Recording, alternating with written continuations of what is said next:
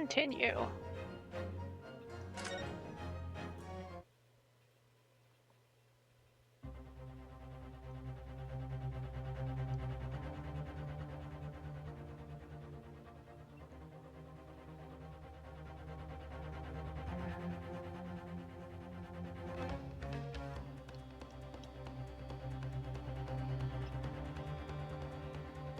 I hope everybody but me is ready.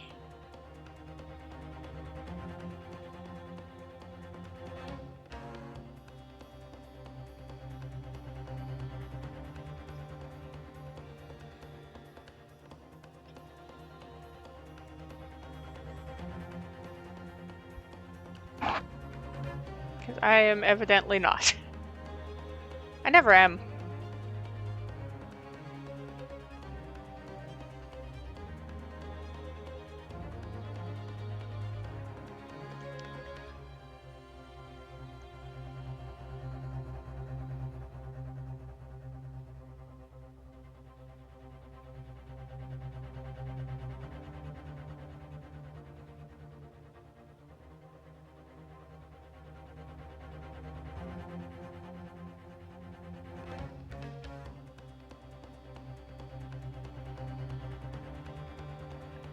Who are we gonna search? Surprise, not Gregson.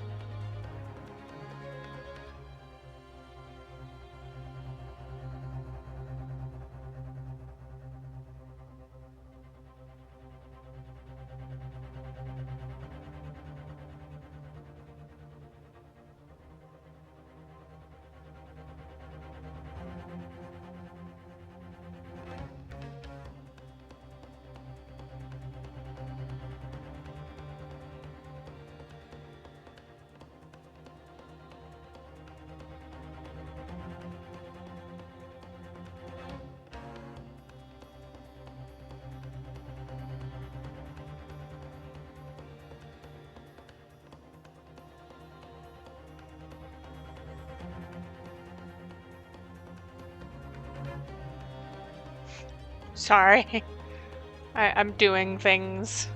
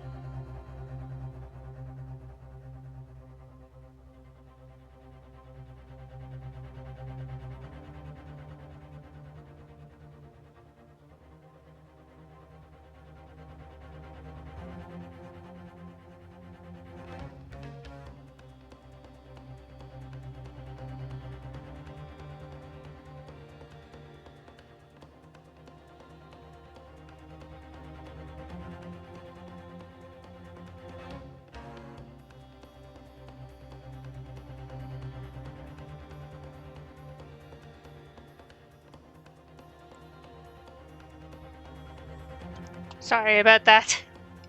It's a very important thing for me to do. Anyway.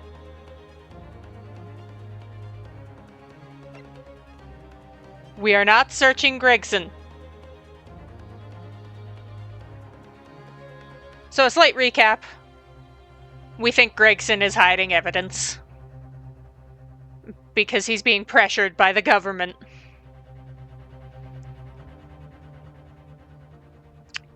Meanwhile, do you remember what he did earlier?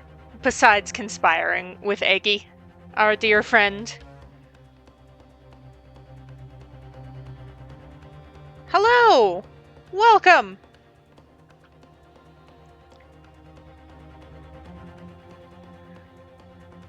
We are going to search someone else, is what we're going to do.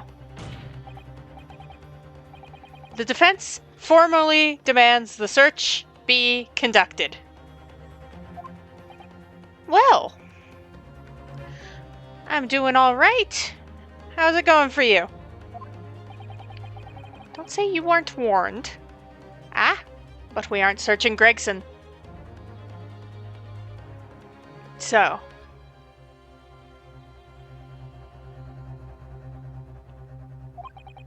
But your typical Nipponese stubbornness may well land you in hot water this time. No. It shan't. Perhaps the lesson will do you some good. Fair enough. I've got nothing to hide. That's why we're not searching you, my good sir.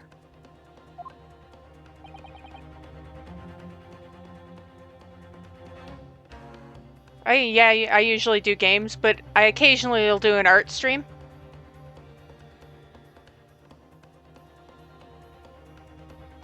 I play multiple games.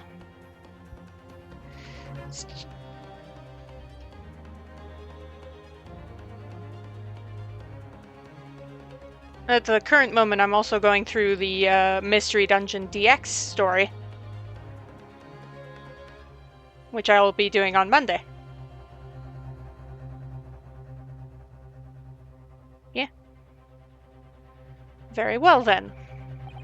Bailiff, conduct a search of the inspector's personal affairs. Nope. Nay. The defense demands a search, but not of Inspector Gregson. Not that long. I'm gonna check something.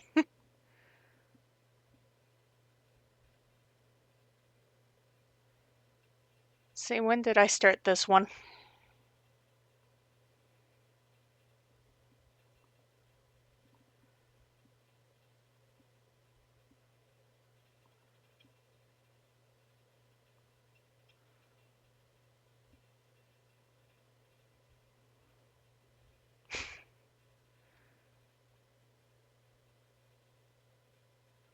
Oh, wow. I've been going since May. I mean, that is what happens when you play other games in between.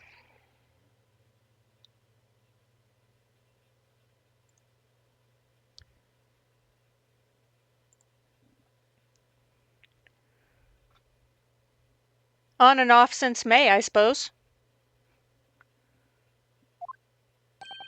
What? Now what's all this? I'm the one you're accusing, aren't I? I thought you wanted to search me. No. Well, I do games, I do art. I also write a little.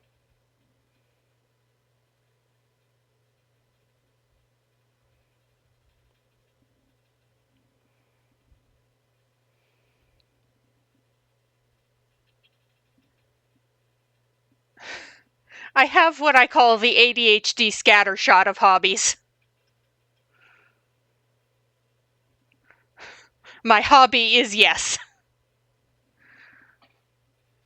I've done a little bit of almost everything.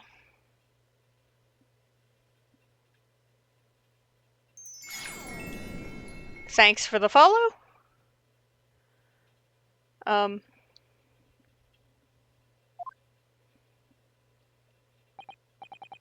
No, Inspector. Not you. Somebody else.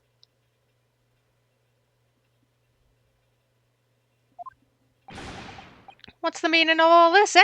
Lost it at last, have you, sunshine? Court shouldn't have to put up with this nonsense. You're being completely irrational.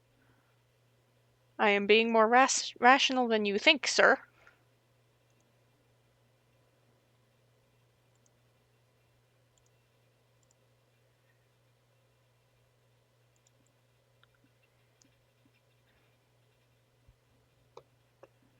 If you're about... I would like to see your work, but if you're about to, like, ask me, like, if I want to commission you, the answer is, I'm sorry to say, no. I am not looking to commission anyone at this time.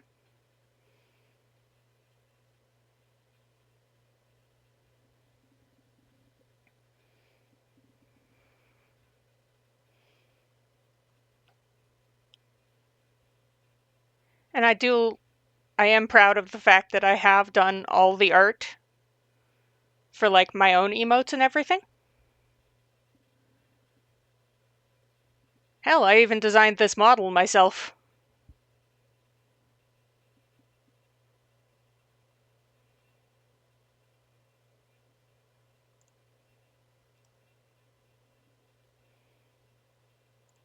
Anyway. Let's search someone. Be quiet, all of you.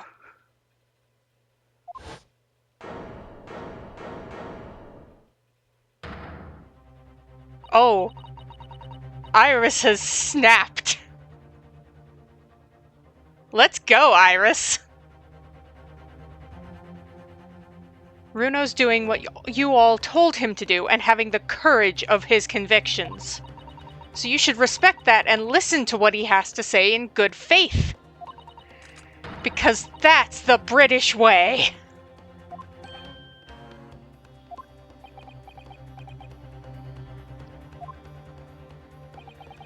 Well said, young lady.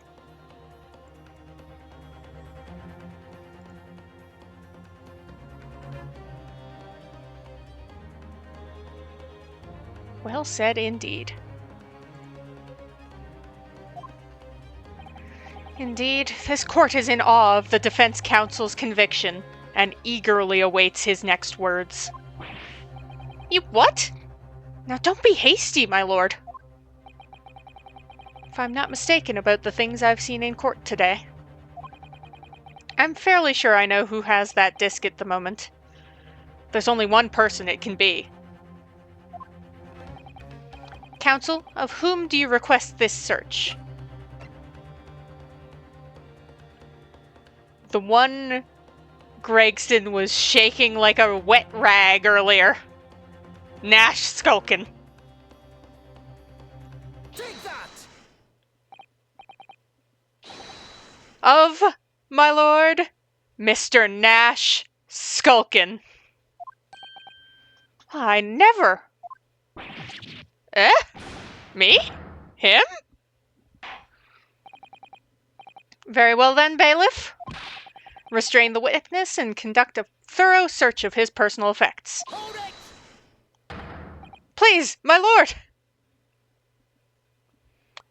Whoa, what? Gregson doesn't want me to do that? I wonder why. Inspector? Scotland Yard, has to object to this search. Objection!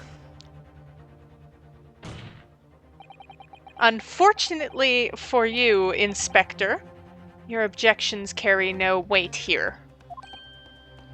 Eh? In this courtroom, only the prosecution and the defense have the authority to object. But Lord Van Zykes! I have no idea what forces are in play that might influence your actions. But personally, I have no intention of obstructing the course of this trial. Ugh.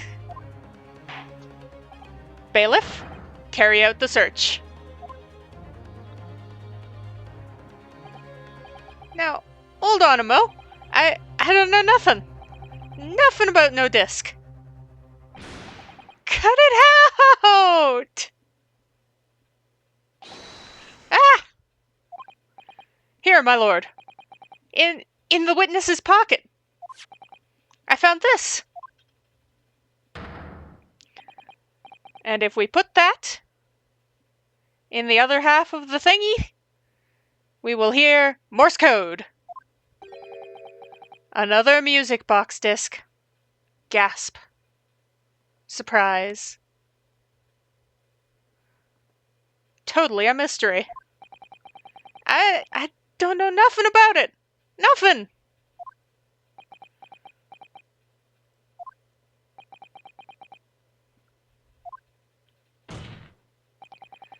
That is the second music box disc left behind by Magnus McGilded. Is it not, Inspector Gregson?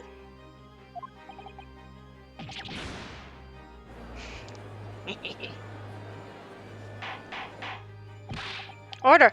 Order! Order! Mr. Skulkin, what have you to say for yourself? Gordon Bennett, I mean, just Gordon Flamin' Bennett!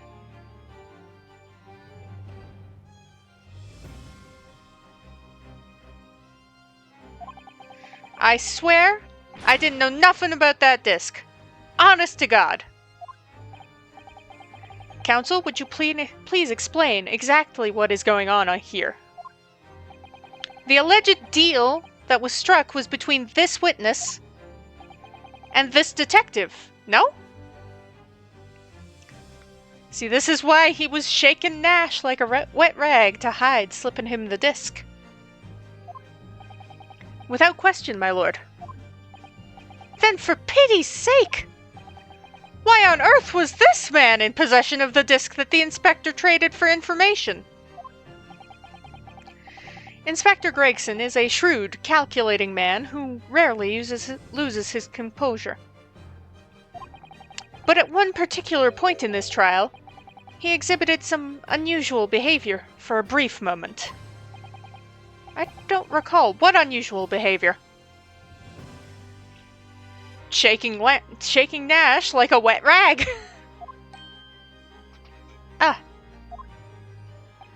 It was, yes, during my cross-examination of Mr. Graydon. Tell me, Mr. Graydon, when you left the pawnbrokery that night, was it by any chance with the second disc in your jacket pocket? I admit to nothing of the sort.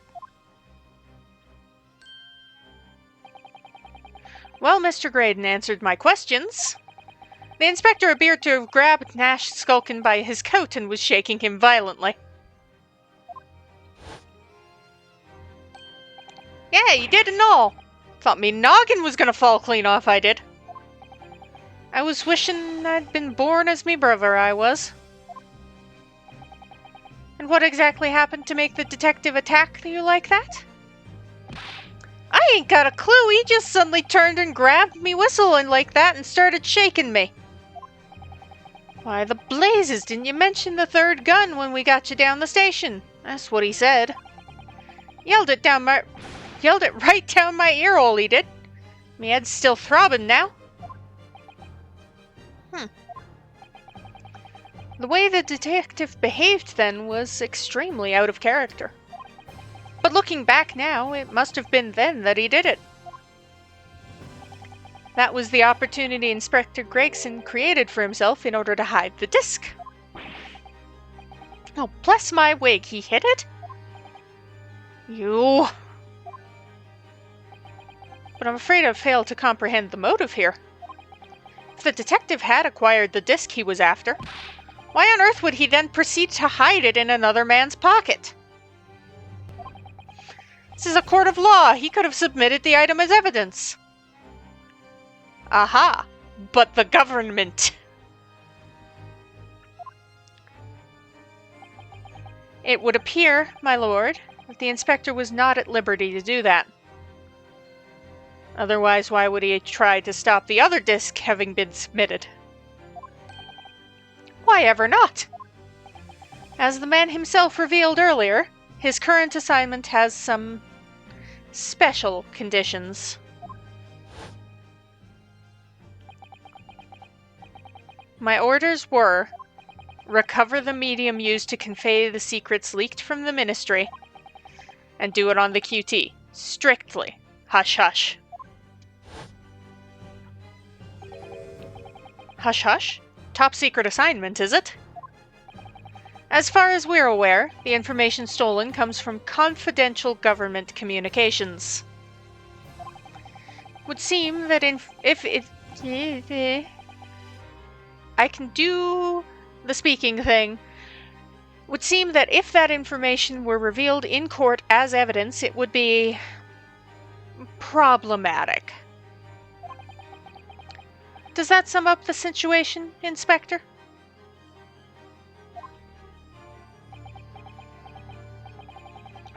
I'm operating under direct orders from the Ministry. I'm afraid I'm not at liberty to answer that question. So, realizing there was a chance you may be searched here in court, you took steps to hide the disc you had acquired from the witness. Does this mean he only pretended to attack Mr. Skulkin in order to get close enough to him to slip the second disc into his pocket? So it was all a pretense? Don't look so pissed. You know I'm smarter than I look. Well now, Inspector Gregson, and you, Mr. Graydon. Are you prepared to admit to the accusation made against you of this alleged deal?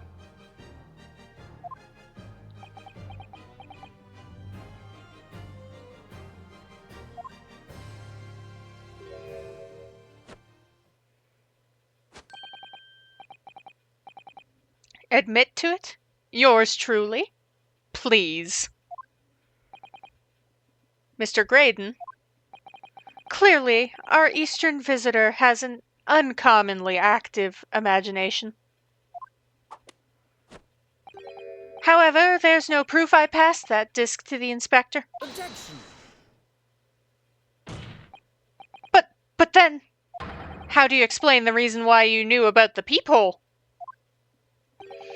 I'm under no obligation to explain. What? Yes, I lied in my testimony. That I admit. So sentence me accordingly. But that is all I admit.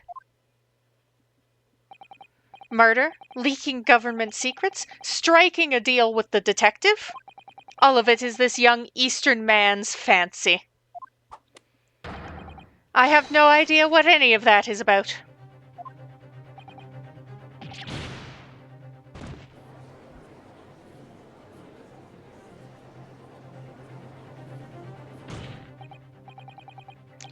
Well, what about you then, Inspector Gregson? Do you admit to making a deal with Mr. Graydon in order to acquire the disc?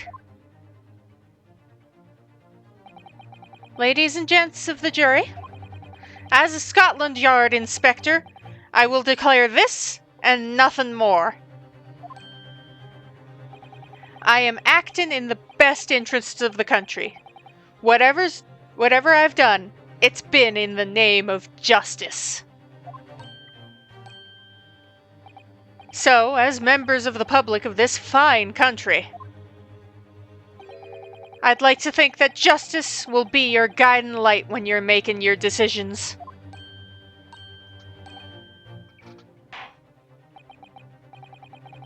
This is quite a quandary indeed. Rarely have I encountered such extraordinary tumultuousness in the concluding of a trial. Nevertheless, in the absence of any further evidence to be presented, I believe it is time that we put the matter to the jury for their final leanings. Well now, as a fellow servant of Queen and country, I must say I sympathize with the old inspector. Yes, he's a dependable man, I'm quite sure. In service, one becomes a good judge of character.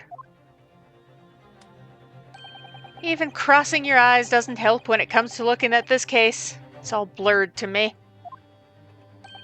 Well, as a fellow professional, I'd like to put my faith in the detective. Really. Graydon is a highly skilled operator. Stop. Currently in presence of idol. Stop. Well, don't meet your idol, Gina. Detective has very much trusting eyes. More than this, I cannot say. I don't believe it. These 6 jurors are... They're going to believe Gregson. If they declare their decision now... Is Ginny going to be found guilty? If I don't manage to produce some definitive evidence right now, then we're going to lose. Either some proof that Graydon killed Mr. Windbank or stole those government secrets, or some evidence to force Gregson into admitting he struck a deal with the witness. Well then, counsel. I think it's time I imposed on the jurors to declare their final decisions, no? One more piece of evidence. That is, unless you have some compelling evidence you have thus far not presented to the court. If I let the judge call on the jurors to announce their leanings, Gina will be found guilty. So there's no choice then, Runo. We have to throw some evidence at them. Yes. Yes, we do.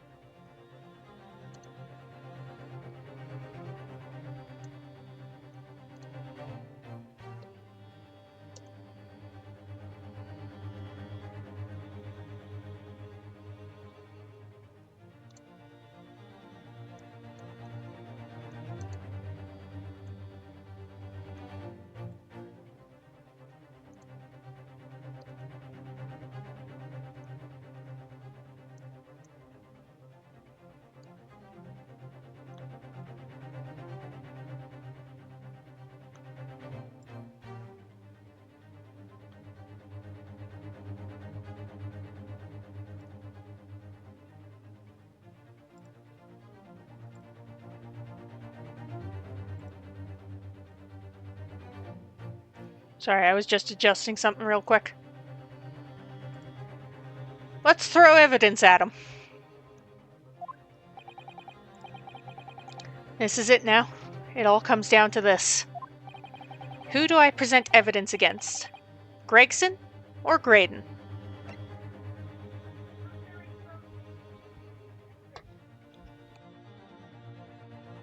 I'll be right back.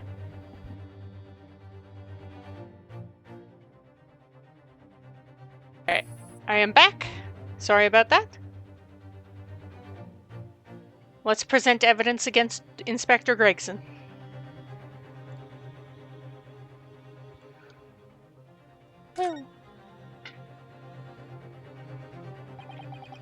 Inspector Gregson, there's one final piece of evidence I would like you to see.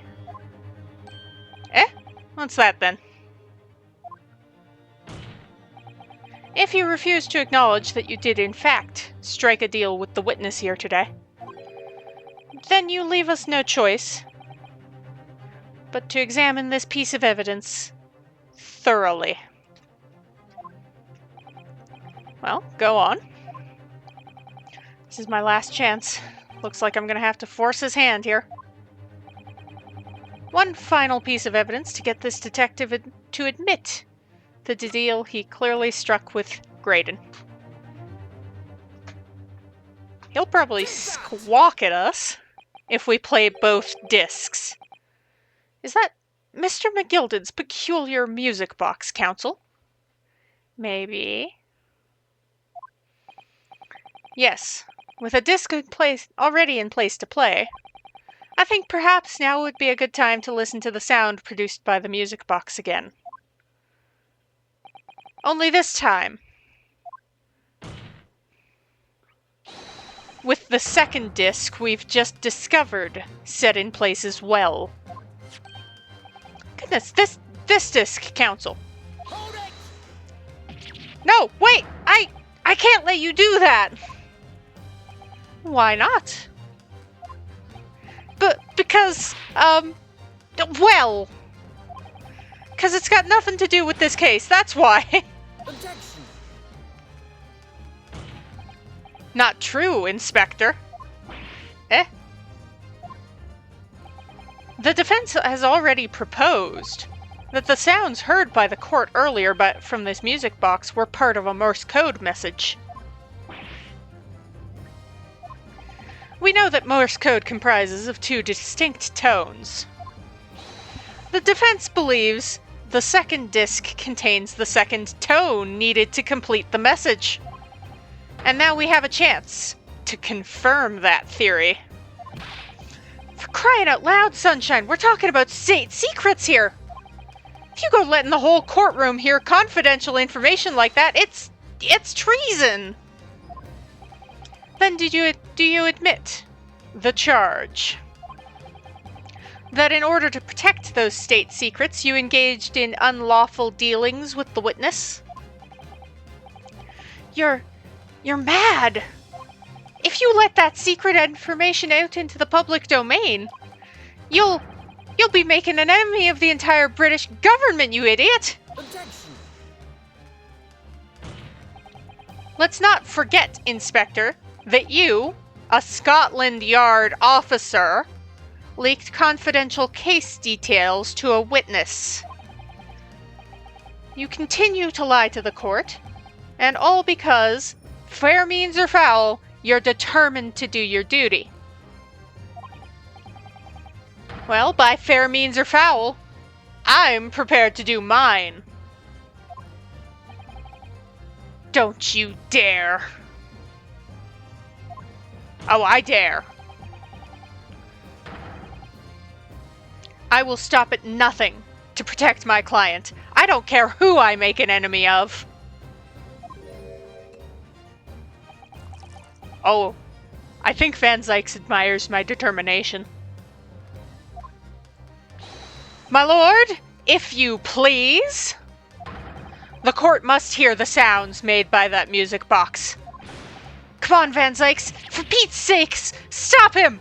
Objection! Thank you. Oh, here comes the foot. Inspector, you should know my methods by now. I'm a prosecutor. I'm no Scotland Yard puppet.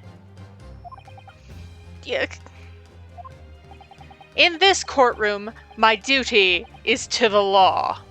So let me propose a toast.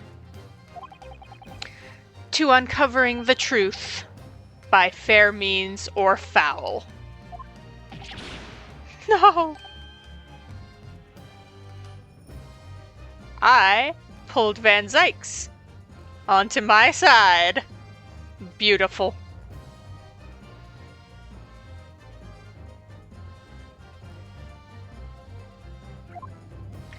Gotta love it. Very well. The defense's stance here and that of the prosecution has been made very clear, I feel. Therefore, in accordance with the defense's request, the court will now listen as this music box is set in operation once more. This time, with the second disc in place, and both discs playing simultaneously. Ooh, Iggy and Gregson don't look too happy about that.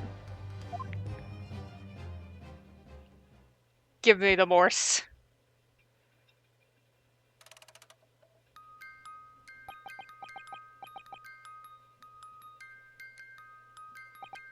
Oh, listen to that. It's unmistakable now. It's Morse code. All right, I admit it. Whatever you want, but for the love of God, shut that bloomin' box up!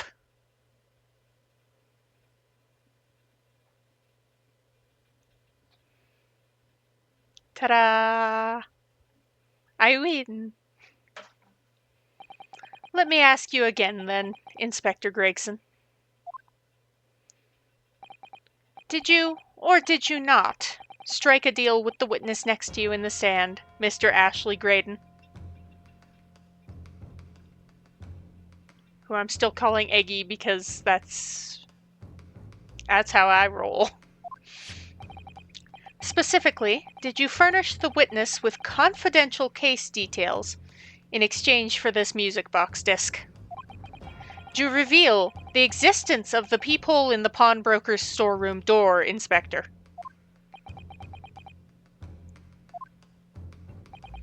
I did. Stop! What are you doing, man?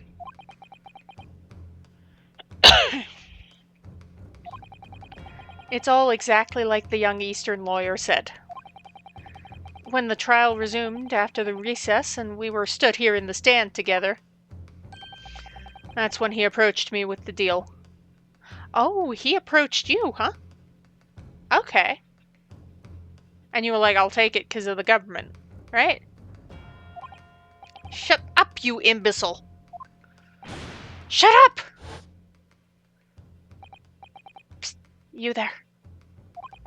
You're the detective who turned up at the pawnbrokery the other day, aren't you? I may have something you're looking for, Inspector, with me at this very moment. So how about a trade? I suggest you accept. Or information that may make certain individuals uncomfortable will soon be very public indeed. I couldn't let that information become public knowledge. Not under any circumstances. So I accepted the man's proposal and told him details about the case that should have put him in the clear. The peephole in the storeroom door, and the bloodstains on the overcoat. By giving false testimony, this witness intended to have the defendant wrongly accused of murder. Inspector, you knew that. Yet you still revealed those details to facilitate the witness's perjury.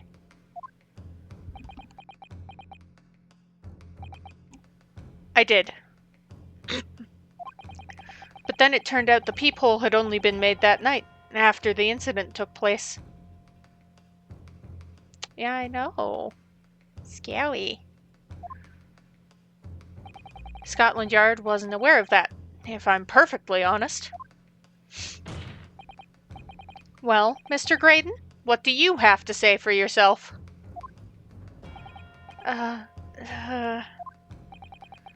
There's nothing and no one left for you to hide behind.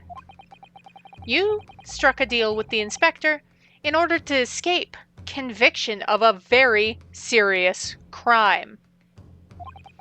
Namely this. You are the third intruder who broke into the pawnbrokery on the night in question. And you perpetrated the murder of the proprietor, Mr. Pop Windibank. You... Traitor! Oh. Well, that's violent.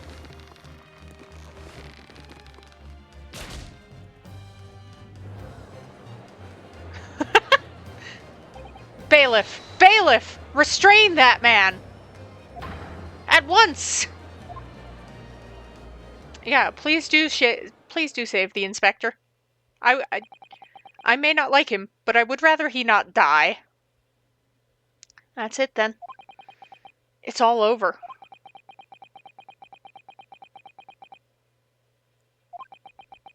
Ooh. Ellipses. I despised my life growing up. Those slums are vile places. Oh, Eggy's backstory, okay.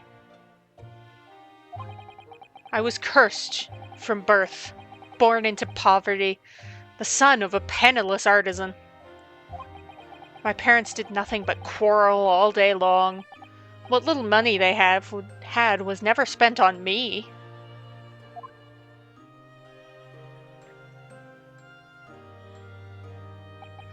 So I set about studying to better myself, to one day escape from that hellhole. And you eventually became a communications officer. I admire your determination. But then you decided to try to sell government secrets? Why?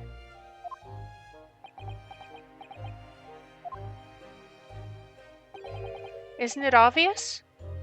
Because I wanted money. Even now, years later, the nightmares of my life in the slums wake me in the small hours. I wanted to drown them out, with more money than anyone who lived in that squalor could ever imagine. Then one day, I met him. Magnus McGilded, or Mr. Magnus McGilded. Anyway, I will say, cool motive, still murder.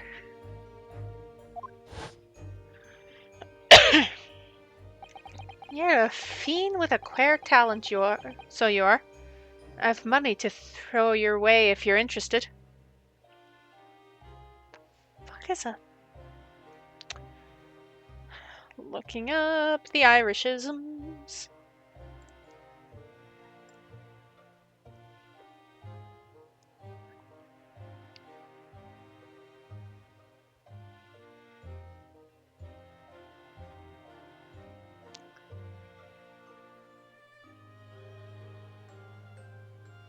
Okay, informal. He's just calling him a dude.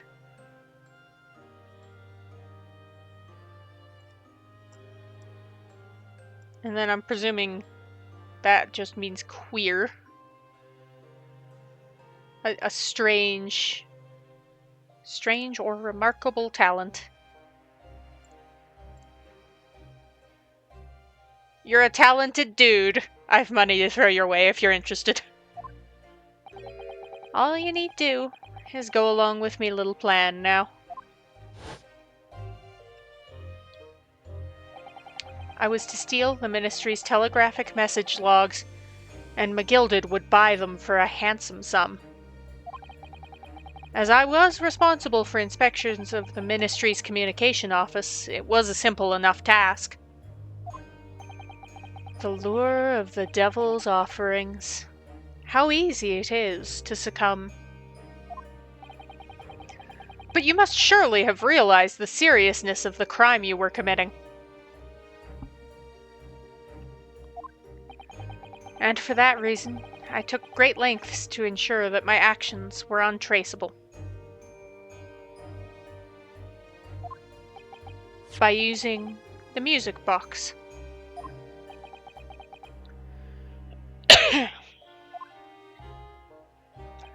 My father was a brickmaker, though my mother divorced him when I was still a child. Yes, Mr. Mason Milverton. That's right. He was very skilled with his hands. He'd once been a music box maker's apprentice.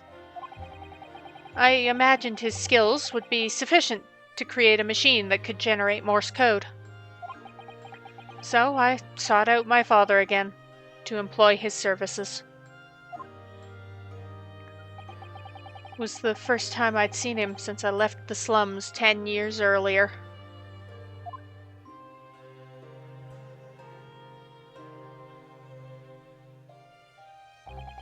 Look at you, Ashley. What a fine gent you've become, eh?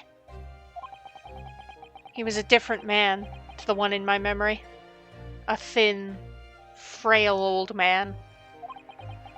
But poverty had never broken him, never corrupted him like it had me. I was sure that he wouldn't help me if I told him the real reason. So, I made up a story. I've got some work for you, Father. I need some music box discs made. Music box discs, eh? A musician friend of mine has written some music he wants to sell to the public. I've brought the score with me. There are 2, actually. I'd be delighted, son. It's been 20 years since I did any work like this, though. Fetch my tools, would you? They're in the loft.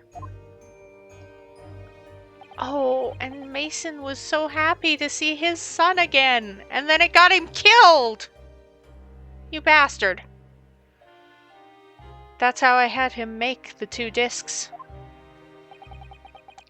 Thereby splitting the information in 2.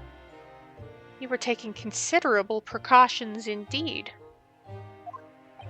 It was to protect myself as much as anything. And then you got your father killed. It meant I could deal with McGilded in 2 separate transactions. The first involved the first of the 2 discs and the music box for playing them. I exchanged them with McGilded for 10 guineas.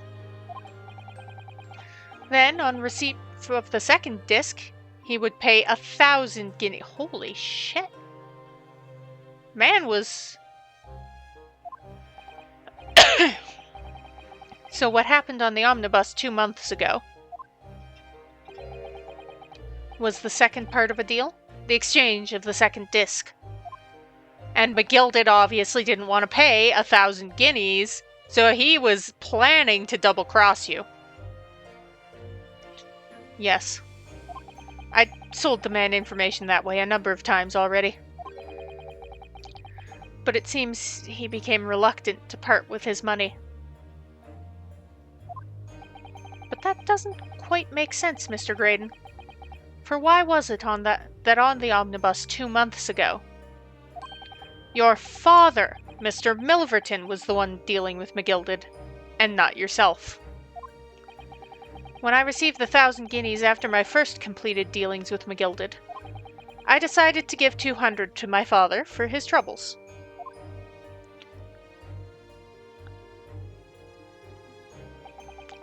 But my father realized something was amiss.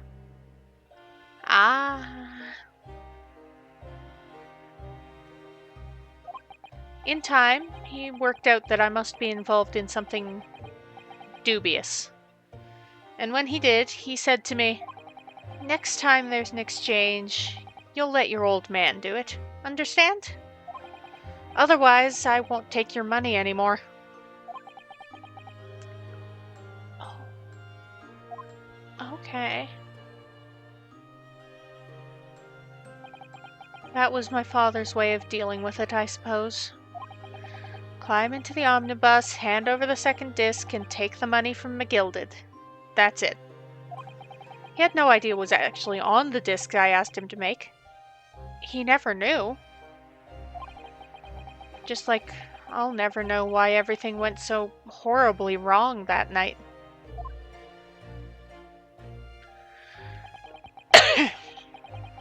All I know is that the disc was taken from him, and he never returned home.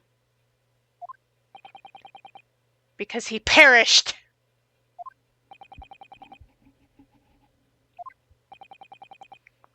Anyway, cool motive. Still murder. It was only then that I found out what sort of a monster McGilded really was. So after 10 years of not once uttering it, I swore on my father's name.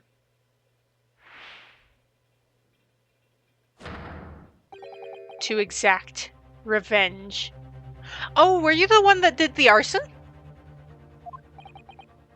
Revenge? As anyone with even the remotest knowledge of the man will no doubt be able to imagine, McGilded brought all his wealth and influence to bear in the most despicable of ways. To crush any semblance of justice in his trial. The crime scene was tampered with, evidence was fixed, and witnesses were bribed. That trial 2 months ago was a farce from start to finish. My feet had barely touched British soil back then, and I walked into that hornet's nest completely unaware of the sinister background to it all. I'd made plenty of money out of my dealings with McGilded by then, so I spared nothing in my arrangements 2 months ago. I knew exactly who to hire. If you're willing to pay the price, there are people in this city willing to do anything you ask. McGilded himself had shown me that. Are you saying that... I think you have the picture now.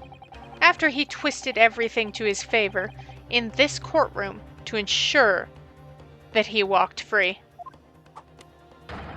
I took matters into my own hands and delivered the justice that monster deserved.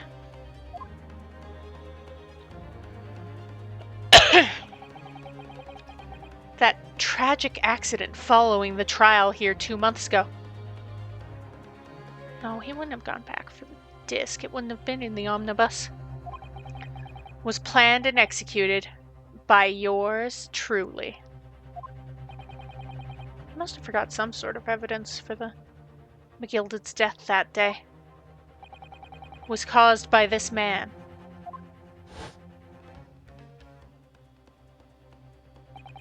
Everything is ready, sir, if you'd like to follow me into the courtroom. What's this, officer? 'Tis sooner than I was led to believe.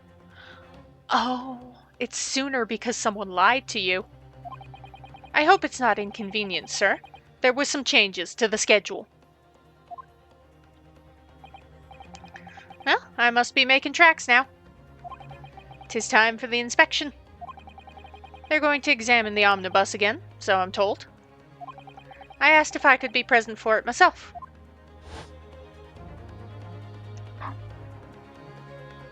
So that policeman who came to tell McGilded he could examine the omnibus again. That's right, an imposter, hired by me. McGilded used his wealth to manipulate the trial. He paid people to adulterate the omnibus with all manner of false evidence. He threatened witnesses to lie in their testimony.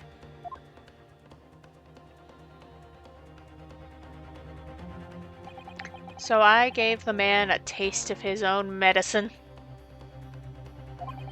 Once the omnibus was doused in paraffin, one of my sham policemen ushered McGilded inside and sent him on a one-way journey to hell.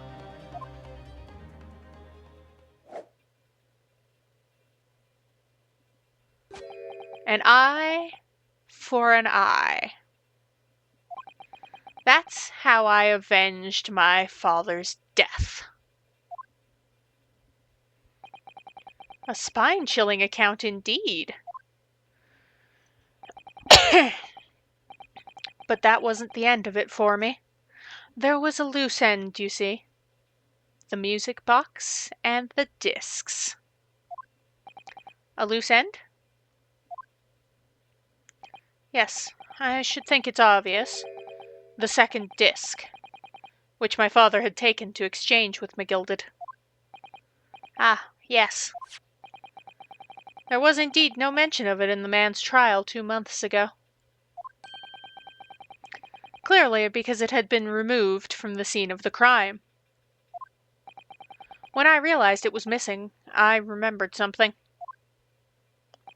Something from the first time I dealt with McGilded.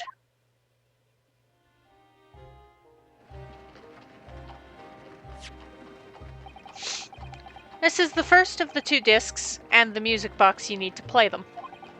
Well, look at that now. What an ingenious little invention. So then, as promised, 10 guineas for you, young man. What's this? Windibank's Pawnbrokery. Aye, 'tis a pawnbroker's ticket, so it is. You can use it to redeem an article I've deposited there for you. There's no need to give a name, just hand over the ticket and tell the fiend the watchword.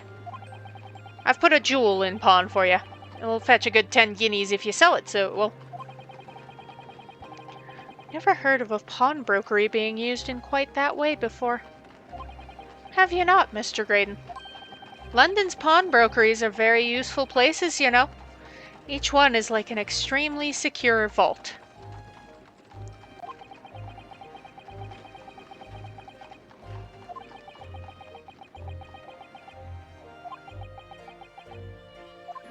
Ellipses. So I knew that, if he'd taken steps to hide the disc, it would be in that pawnbrokery somewhere. And that, on the night he killed my father, he must have entrusted the ticket to someone. Yes, to Gina. I remember now that when we first met you at Windibanks that afternoon 2 days ago, you had a description of Miss Lestrade written down. How did you know who you were looking for? From the trial. That pickpocket's testimony was clearly peculiar. Anyone could see that. I realized immediately she was another of McGilded's pawns, that he must have threatened her somehow. I was fairly convinced it would be her who had the ticket. So I started to make some inquiries. I had a strong suspicion the girl would come out of the woodwork on the redemption deadline. And he was absolutely right. And yes, sure enough, she did. All I needed to do was wait until the girl went to Windibanks to redeem the articles. But unfortunately, she redeemed only McGilded's overcoat and the one disc that was in its pocket. The all-important music box with the second disc inside was missing. Because it had already been forfeited 2 days earlier. But I was unaware of that fact. Had I not been, I could have avoided my nighttime excursion. Meanwhile, as our investigation into the stolen government secrets was progressing, we'd picked up on the fact that McGilded was involved. Inspector, you recovered fast. My orders were to recover the stolen information as quickly as possible. So we started gathering the fella's possessions and examining whatever we could lay our hands on. We had a full-scale investigation going on at the yard, but we had to keep it as quiet as we could. Then, when the inspector here took the disc from me in the pawnbrokery that day, I became nervous. I was sure the music box and the second disc were still there in the shop somewhere. So I knew that it was a race against time. I had to find those articles before the police did. So that's what prompted you to break into the place that same night. With the help of your old friends, the Skulkin brothers. What happened that night in the pawnbrokery, I can only describe as a nightmare. While Nash and Ringo were searching the counter, I'd located the music box I'd sold to McGilded on the shelves of forfeited articles. And the second disc was inside? Yes, I slipped it into my pocket with a very deep sigh of relief. But then, something entirely unexpected happened. Gina? Or Windibank? Or both. Could have been both. What are you doing in my shop? Bang. Oh, you got shot, right? A gunshot rang out in the shop, and I felt a sharp pain in my left arm. The broker fired his gun, and the bullet pierced your limb. Yes, exactly. But, unfortunately, I'd decided to bring my own gun with me that night, just in case.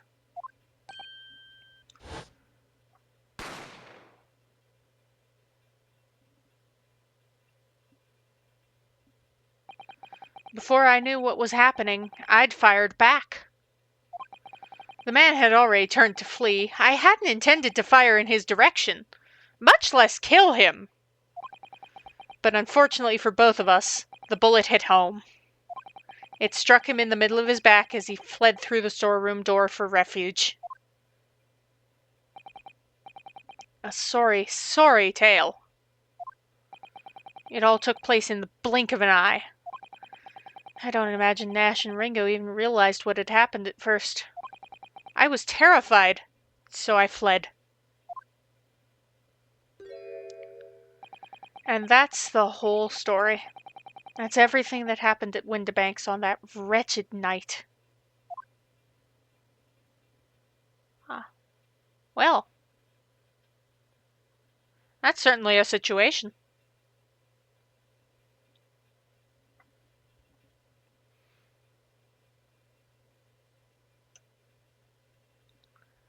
No one's responding. Oh, the silence. It's heavy.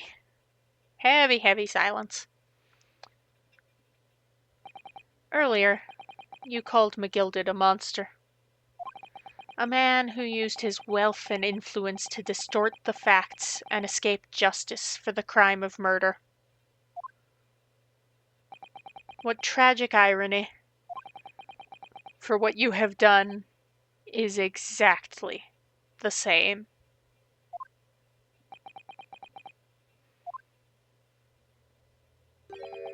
You've become the very monster you saw and despised so deeply in McGilded.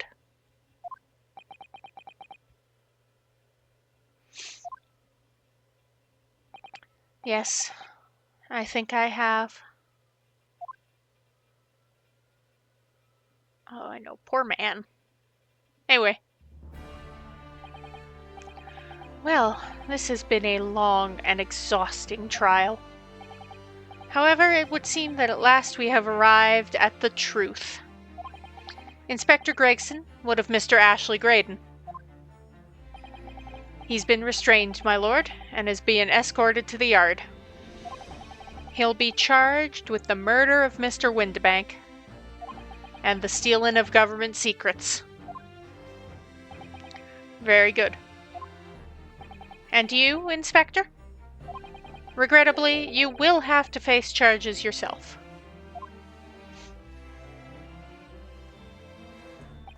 Yes, my lord, of course. It transpires that you were complicit in helping a criminal escape justice.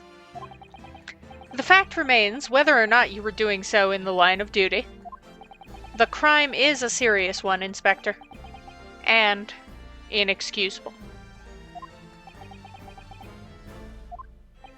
Now to the defendant, Miss Gina Lestrade. Yeah? It is time for the final adjudication. Is the jury ready, Mr. Foreman?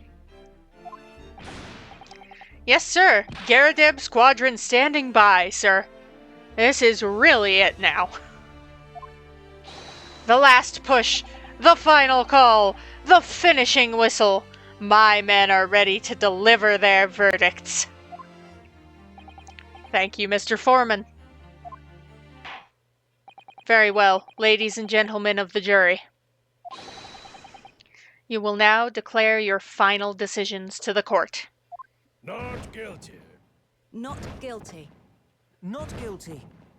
Not guilty. Not guilty.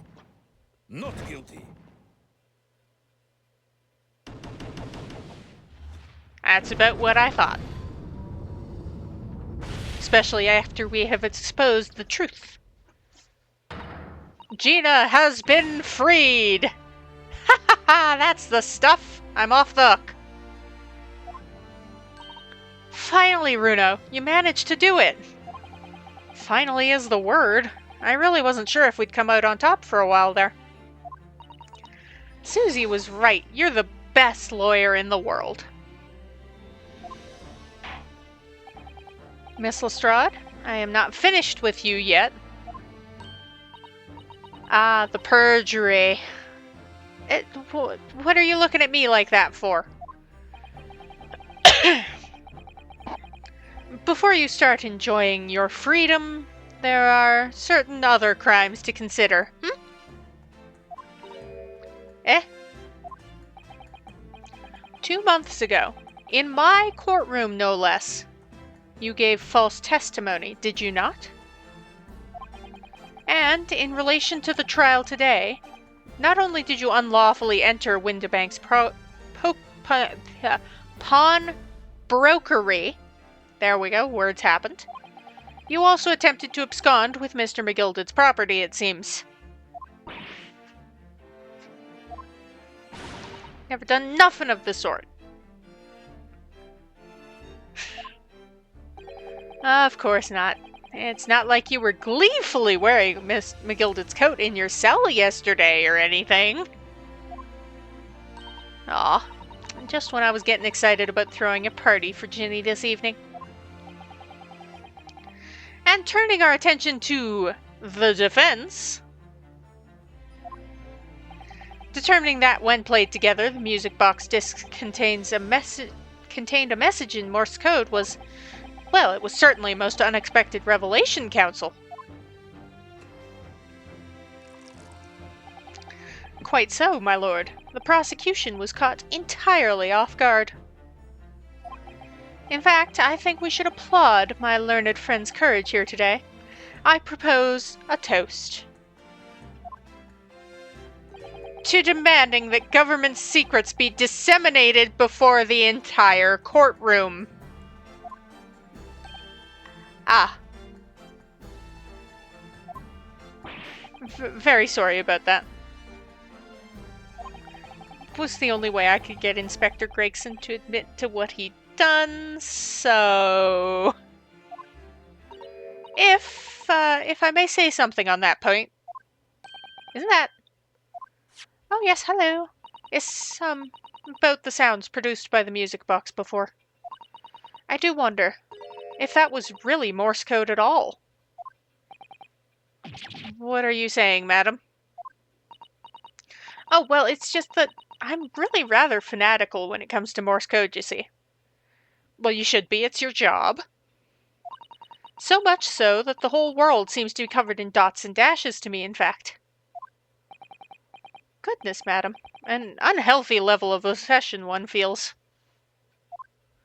But I must say that in my opinion, the sound produced by those two discs were nothing more than that. A meaningless series of two different tones. Yeah, it didn't quite sound like Morse code to me because they kept like overlapping in places. What? Can that really be? Yes, it can. Probably.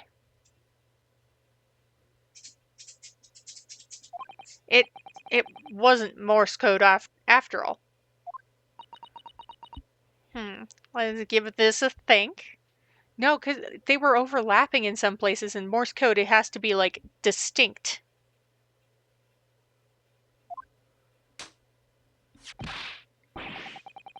The defense would like to listen to the music box again. Are you off your nut? How many times do I have to tell you those discs contain ministerial... Is that whatever. This courtroom is not an appropriate forum to discuss the nature of the government communications. We know McGilded's conspired to trade national secrets with our enemies, secrets acquired from Mr. Graydon. But it's possible that, Mason figured it out and, like, tweaked it slightly as he made the discs.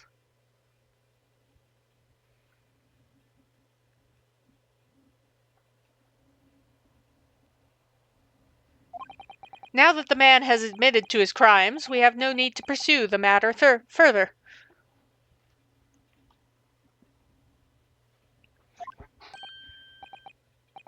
But it's really gonna bother me. Please. Pretty please. Miss Lestrade? Yeah, my lord? That which you have seen today here in this courtroom has been extremely disturbing. Falsified evidence, intimidation, perjury, a grim catalogue of depravity. An appalling experience to befall any child. Come on, it ain't nothing I don't see most days in the back slums. I beg your pardon? If you're weak, you pay for it. That's just how life goes. I mean, yeah. Survival of the fittest is kind of the creed in the slums, probably. Gina? But look, I reckon I've worked something out today. the world ain't fair, but if you want it to change, you gotta start at some. You gotta change how you are yourself. Michael Jackson song about that, you know?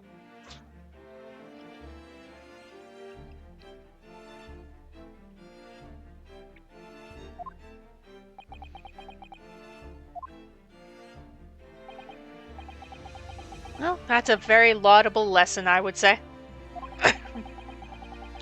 I eagerly look forward to the born-again Miss Lestrade never gracing my courtroom with her presence again.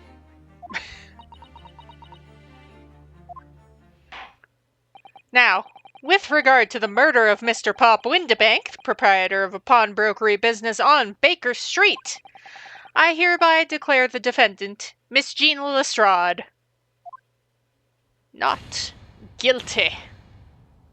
Ta-da! Confetti fireworks party.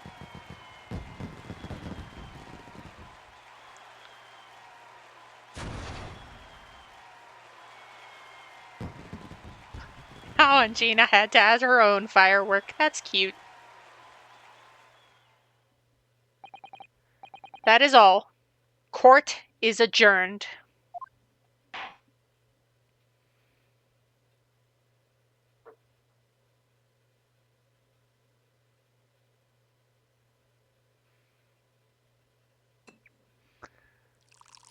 So, Van Zykes, what do you think of my legal prowess? On a personal note, I must say you've surprised me, my Far Eastern friend. Oh? Despite being a Nipponese, you saw through the pretense to the malice that festered within that Englishman. And, at the same time, saw through the grime to the surprising heart of your English client. You have a curious talent for judging character, especially considering our very different cultures.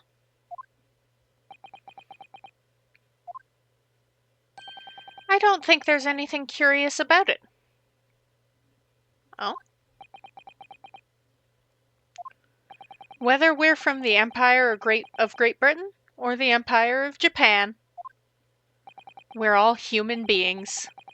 We're not so very different on the inside.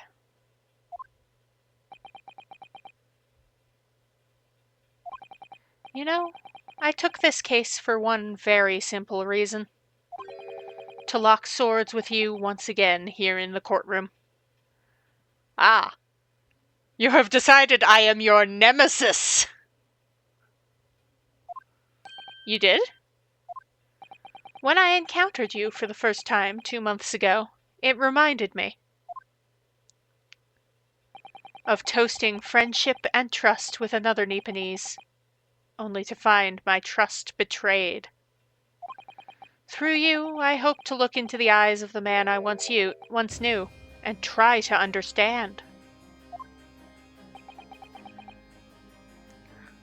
Oh boy, I hope the next few cases, I hope this gets covered in the next... You mentioned something similar earlier today, about total betrayal at the hands of the Japanese. What happened exactly? No, please do share. I am curious. Well, you may ask. Aw, come on. Mean. And one day, when the time comes, you will learn the answer, whether you like it or not. Wait, I wonder.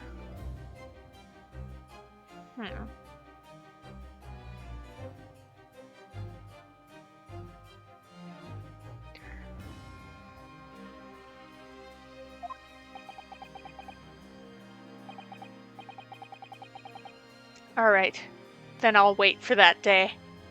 If I must. Yes, I am thinking I'm connecting dots. I'm probably wrong, so I'm not saying it out loud.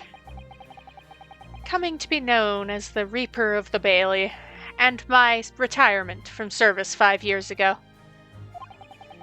It gives me cause to wonder if our meeting has some deeper purpose. So, farewell, my learned Nipponese fellow. Until we meet again.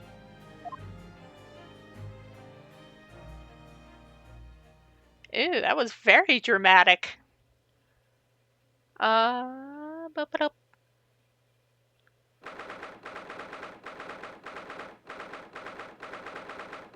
Defendant's antechamber. Wowie. It's done. It's over at last. But where's Iris disappeared to? Oh, hi, Gina. Ah, congratulations, Gina.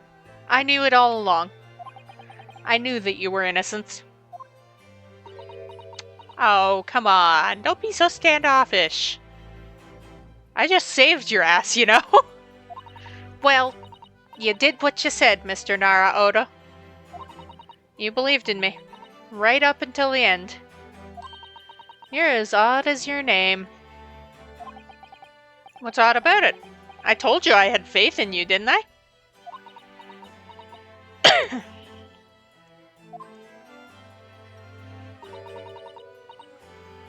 No one ever has before, you see? Kept a promise, I mean. Properly. That's awful. I figured something out today. All my life, growing up in the slums, I never trusted no one. But that's just because I've been scared of being stabbed in the back. I mean, the more you trust someone, the more it hurts when they let you down. When you let them down? No.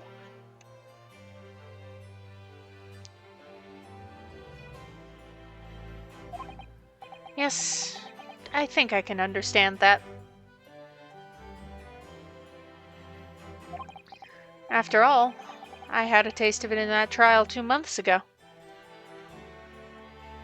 When you trusted McGilded and he turned out to be an ass? I chose to trust someone and paid for it. That betrayal left a big scar. You know though, Gina, I worked something out quite recently too.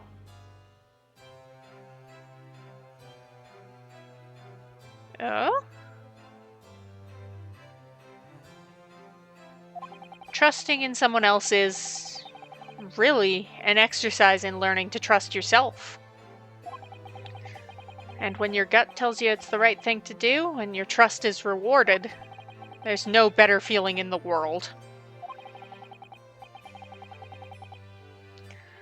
I think I have you to thank for reminding me of that valuable lesson.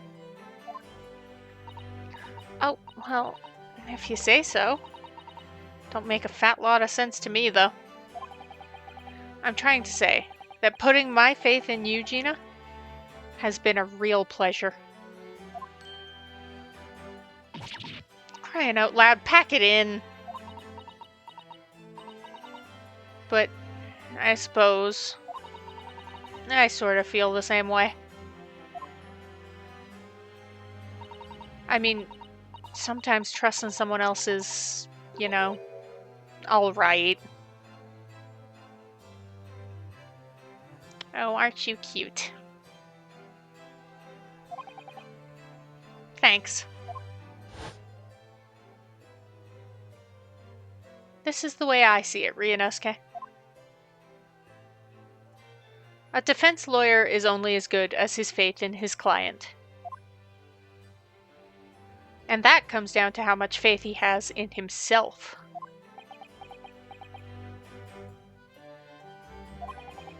After this experience, I'm starting to feel like I understand what you mean.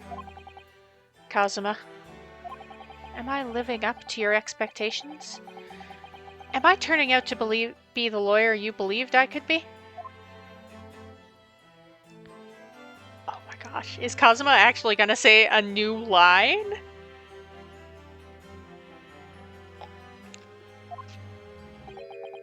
Pardon the interruption. Ah, come on! Who's interrupting what? Ah, Herlock Sholmes. But what the deuce does a man have to do to be noticed around here, my dear fellow? That voice. It's too late for that voice now, Mr. Naruhodo. I've been standing here patiently in the corner of the room for an eternity.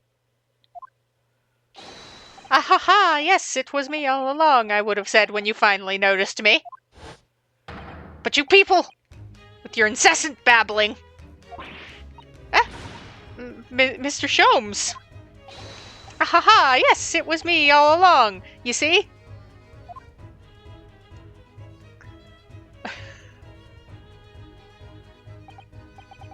I'd assume you'd been taken back to the hospital, to be honest.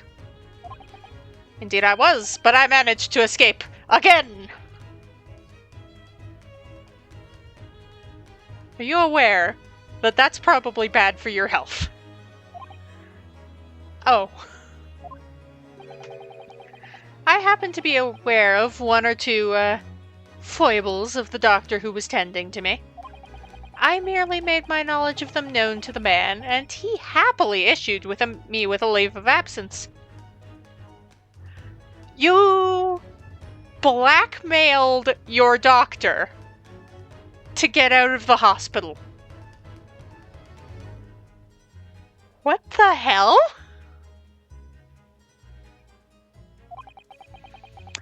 How very above board. But enough of my adventures. That was a fine victory, Mr. Naruhodo. Your tireless efforts are justly rewarded, I feel. Congratulations are in order. As a close friend, I tip my hat at you. Oh, thank you? Some great detective you are. Great at being cold as ice, maybe. Have I irked you in some way, Miss Lestrade? While you've been having a snooze in your nice soft bed, some of us have been fighting for our lives.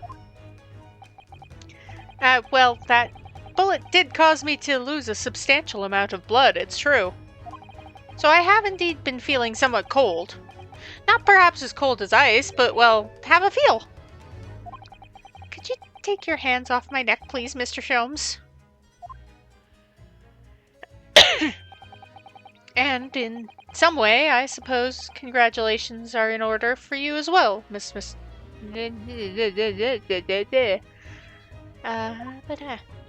What's that supposed to mean? Why so half-hearted? Well, naturally, it isn't my intention to alarm you, but... an acquittal in a trial with that particular prosecutor is perhaps a little... precarious. Well done, Mr. Sholmes. Not alarming in the slightest.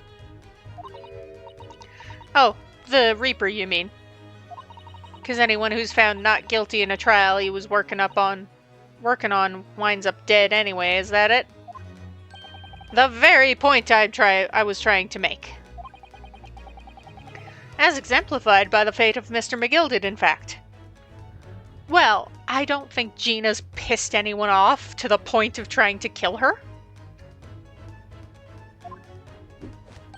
Ah, but of course, I pay no attention to such irrational drivel myself.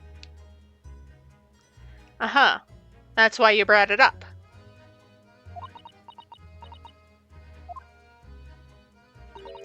Yeah, well, don't bother me.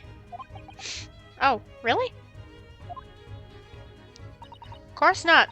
The way I see it, the Reaper's a bit like him upstairs. Him upstairs? You mean like God? Yeah, him upstairs knows what's what, right? He knows what people are like on the inside.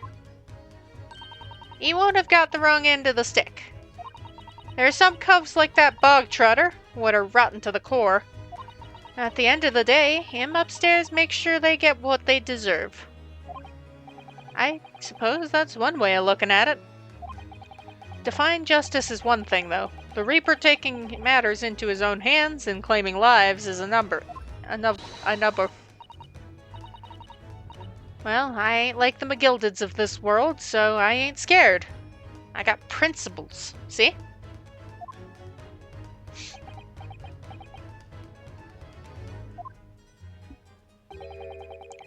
A trait in you which is to be admired, Miss Lestrade. Aye! Give it a rest, alright? As I was saying, congratulations are in order. The news of your acquittal was very welcome news to me, indeed. Let me express my heartfelt congratulations, Gina. Oh, your first name in her? Well, there you are! Hurley, how long have you been there?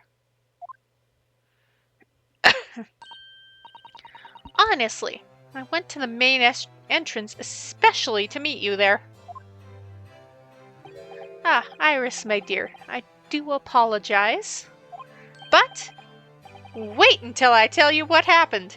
This pair made utter fools of themselves. What happened? Are you good? Yeah, spin your tail, I guess. As you know, I have a penchant for disguise. I was hiding in this room dressed as a bailiff. But these dolts didn't notice my presence at all. Ha! They had no idea. Can you imagine, Iris? Would you credit it? I'm not sure, really. I beg your pardon?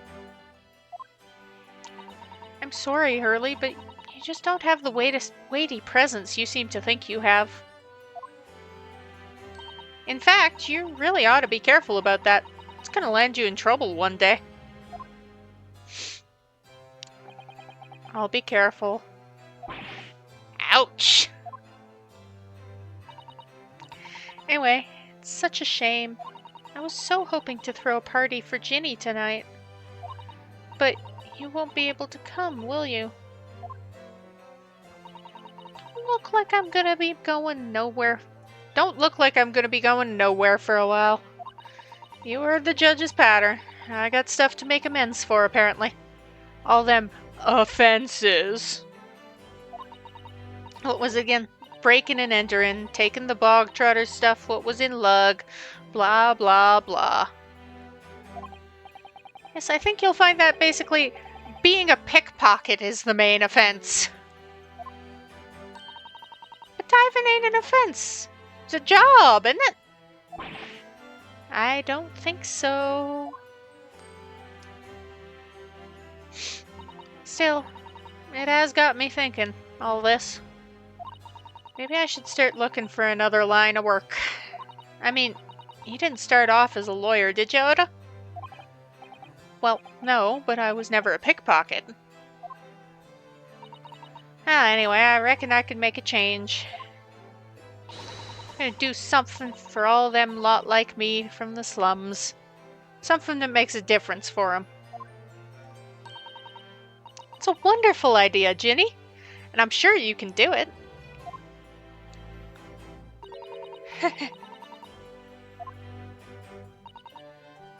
What is it?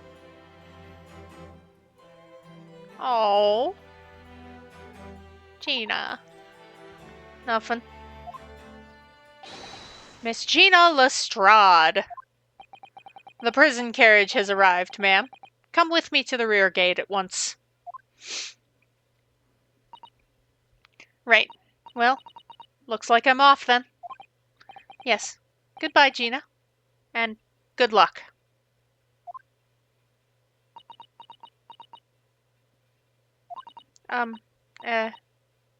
Otto? Yes?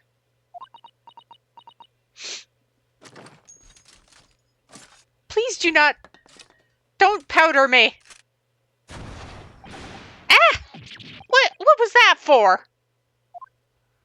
I don't know. I mean, I don't know what to say, so... Ah, indeed. Perhaps the situation calls for a phrase hitherto missing from your vocabulary, Miss Lestrade. Eh? On occasions such as this, I would recommend a simple thank you. Oh. Oh, yes. It's good advice, Ginny.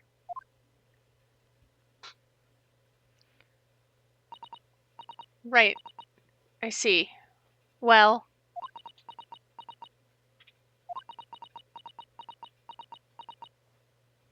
Okay,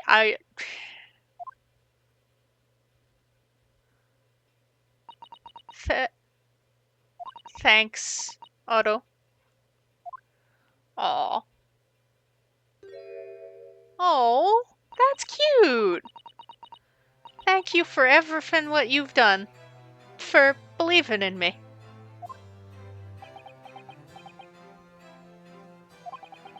Not at all. In fact, that should be my line. Thank you, Gina. Oh, that's sweet. Anyway. Well, there she goes. I wonder if I'll ever see her again. Well, well. Quite the indomitable pick purse. Oh, I nearly forgot. I bought a paper outside. It's a special edition, and this trial is all over the front page. Pickpocket's innocence proven. Isn't it wonderful? You should have shown it to Gina, Iris. She would have been thrilled. Oh no. How silly of me. But anyway, would you like the good news or the bad news? Not again. Well, what do you say, Runo? Hurley? As usual, I think I'd rather get the bad news out of the way first. Absolutely not! I have no intention of listening to anything but good news. And there you have it. How people answer that question says a lot about them, doesn't it? Let's not go there. Alright then, maybe let's start with the good news this time.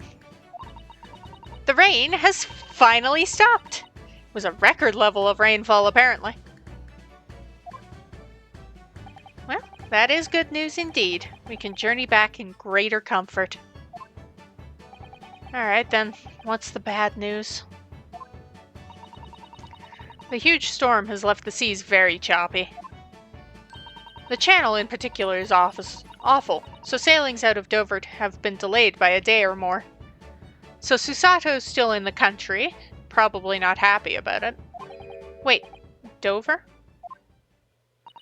That's right, if we head to the station immediately, we may still make it in time to wave Susie off. Oh.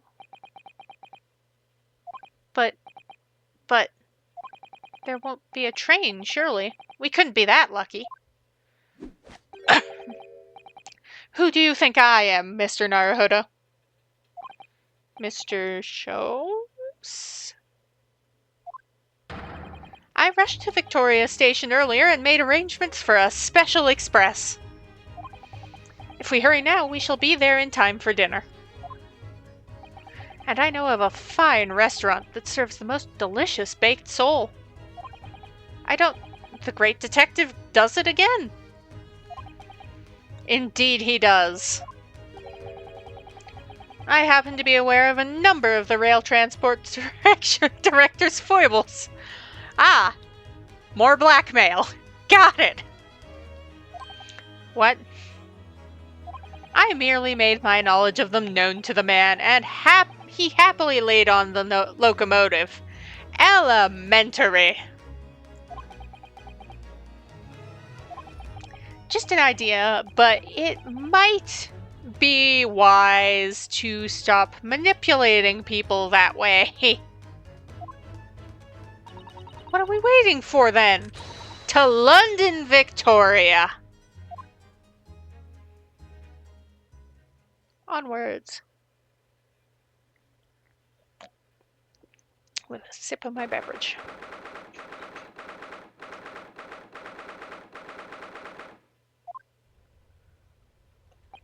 took somewhat longer than I had anticipated. Susie's boat must be about to leave now. Miss Susato, where are you?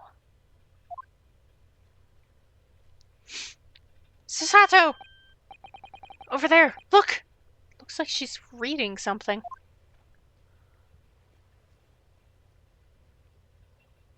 Hold it! Miss Susato, wait, what are you doing? Hi. Yeah, surprise. Guess who's here? Mr. Naruhodo? What are you doing here? Came as soon as we could after the trial. I mean, we heard that sailings were being delayed due to the bad weather, you see. Oh, I see. Then tell me, how did Gina's trial go?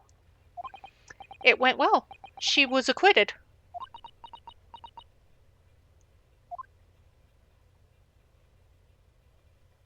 That's wonderful. Really wonderful news.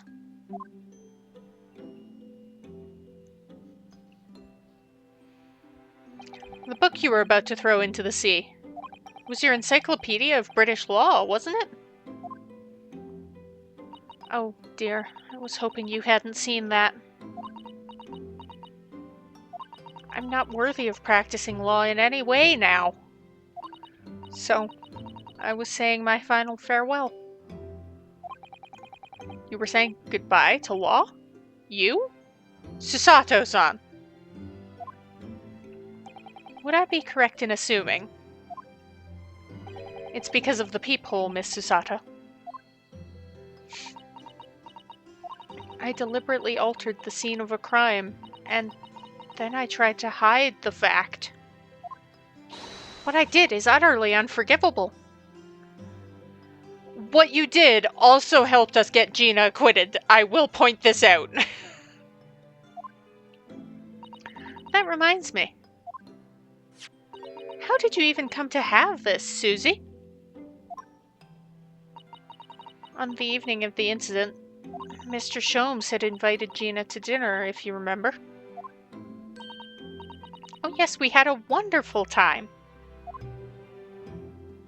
Well, Gina gave us a little introductory lesson, didn't she? To the art of pickpocketing, I mean. Oh, that was so much fun. I stole Runo's armband. Yes, please don't do that again, Iris. That band's very important to me. Well, if it's so important, you should pay more attention to it. You didn't notice for ages. On a whim, I thought it would be fun to see if I could take the cat flap-o-mat, so I put it up my sleeve. Really? And then I rather forgot about it until I found myself in Mr. Windbank's shop with it later that night. I see. And then there was all that chaos. Mr. Sholmes! Mr. Sholmes! Leave me, Mr. Naruhodo. Right. And then I was gone and she opened the little... After Mr. Naruhodo had left the shop, I started to think that door started to play on my mind. The storeroom door, you mean? Yes. If Gina was anywhere in the shop, I realized it could only be beyond that door. Behind that door. You know what? Close enough. And at that moment, the little device that I had up my sleeve sprang to mind. I was so worried about Gina, I simply had to know. Hello. Welcome.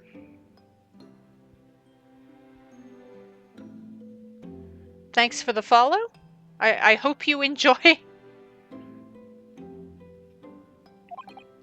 the stream. So use the cat flap-o-mat to make the peephole in the door, as captured in a photographic print of the shop by one of Hurley's red-handed recorders. Ugh, sweaty hand. Indeed, it was of the first importance, that point. precisely when the peephole was made. That information would prove to be Mr. Naruhodo's greatest weapon. It did. Proved to be a fantastic help in acquitting Gina. Though, naturally, without proof, it would have amounted to nothing. But when I looked through the hole in the door, the sight that met my eyes made my blood run cold.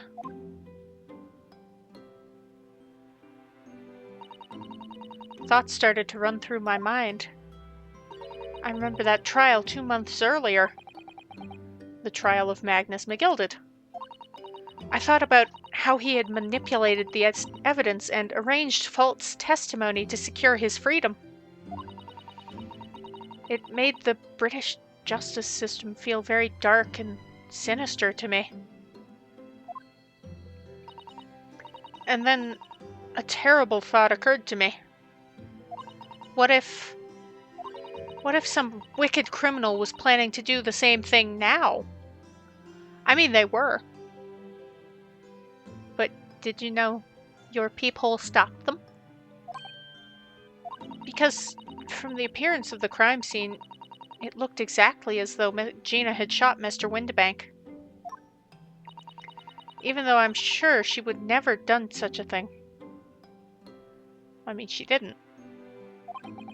You were worried that the true culprit would try to frame her for the crime?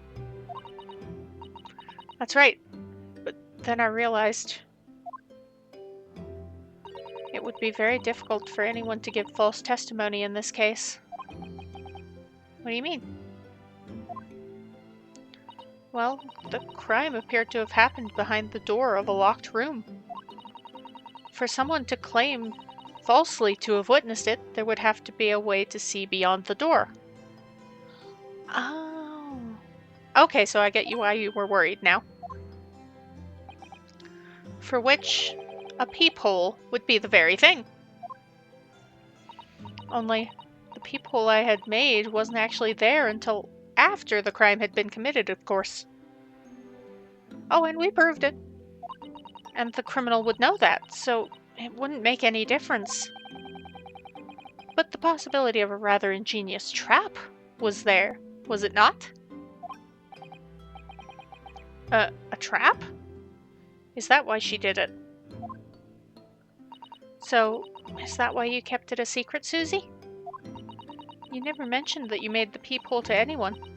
Not even to the police. I know. And I knew at the time what I was doing was wrong. A criminal offense, even. That's why I decided to confide in Mr. Sholmes. If Mr. Naruhodo was completely backed into a corner, with no other possible means of escape, the truth about the peephole could save him. That was my plan. She really does think of everything. But then, why didn't you just tell me everything before the trial began? My dear fellow, you're not thinking straight. If she had done that, it would have rendered you complicit in the whole escapade. Ah. You could have been disbarred if you'd been seen to have knowingly tampered with a crime scene. Wow. Words are getting hard.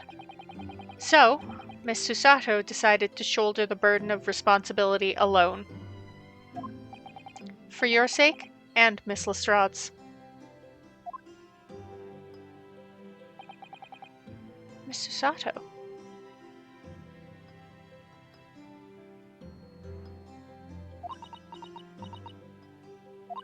The truth is, when it happened, I did it because I'd lost a little of my faith in the law.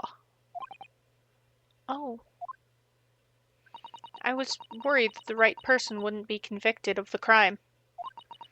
But the moment I allowed myself to think that is the moment I lost my right to call myself a judicial assistant. Sip of my beverage.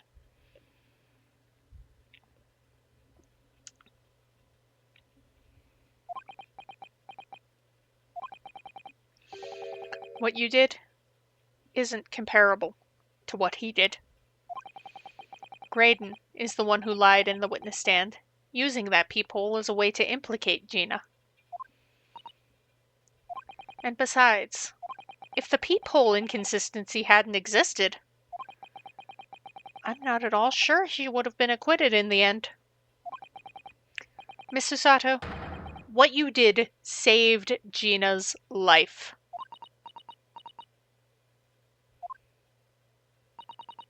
Well, with your kind words, Mr. Naruhodo, you've saved me too, from my regrets.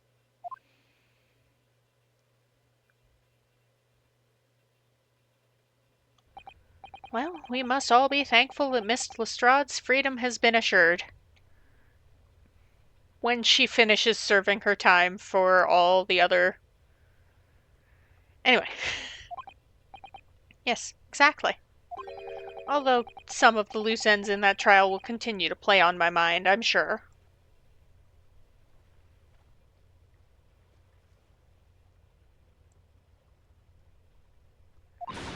But the revelation that the music box disc contained secret messages, Mr. Naruhodo. What a triumph to work that out! I'm full of admiration. Well, actually, that argument wasn't quite as compelling as I thought it was. Oh? It wasn't? There was a communications officer among the jury members, you see. A telegraph operator. And she said the majority of the sounds on the disc were just meaningless tones. As one would expect. After all, we are talking about secret government communications. No doubt they were written in cipher to avoid being readily understood should they have been intercepted. Okay, that tracks. In cipher? I see. So then we could never have hoped to have understood the message anyway. Nonsense, my dear fellow. It's quite a zero-pi problem, I assure you.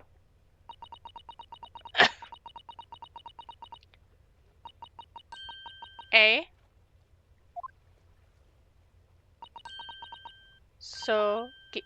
Asogi? What? Esquisse? Whomst?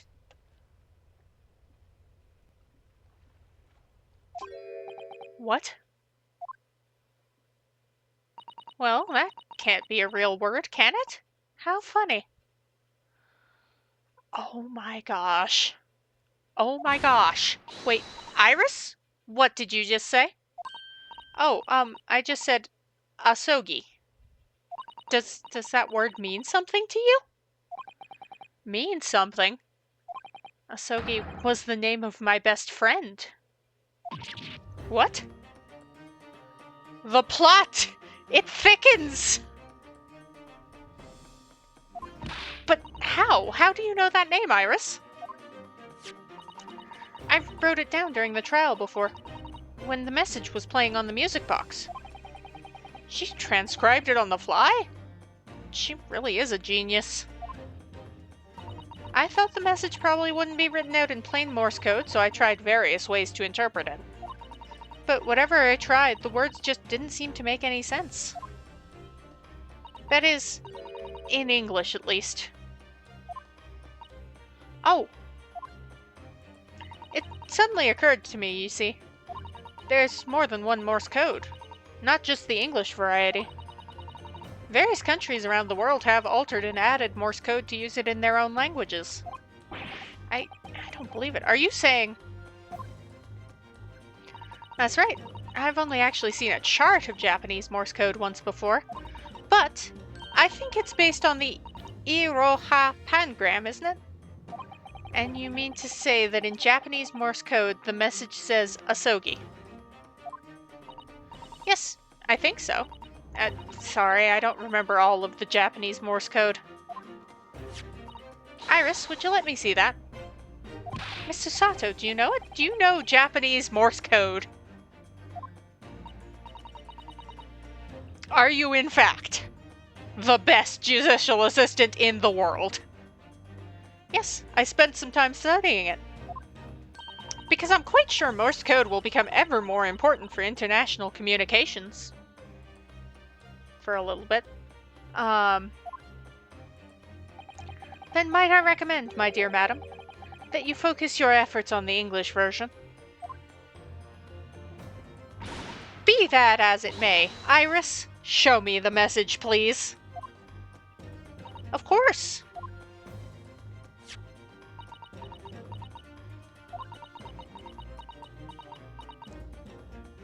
But what can this possibly mean?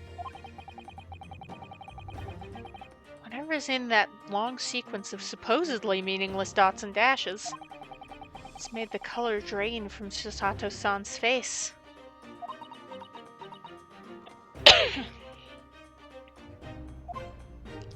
There's no doubt that this message is written in Japanese Morse code. So the British Empire has been using Japanese for its secret communications? I don't understand the reason why, but the message appears to be a list of 4 people's names. 4 names? The first is Kei Asogi. Kazuma Asogi. Why was his name on that disc? The second is A. Shin. Shin? I don't recognize that name. The third is T. Gregson. Tobias Gregson. The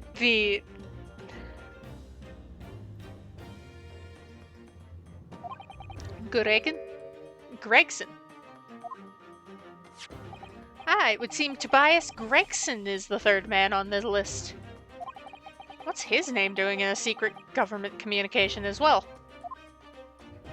And the last name...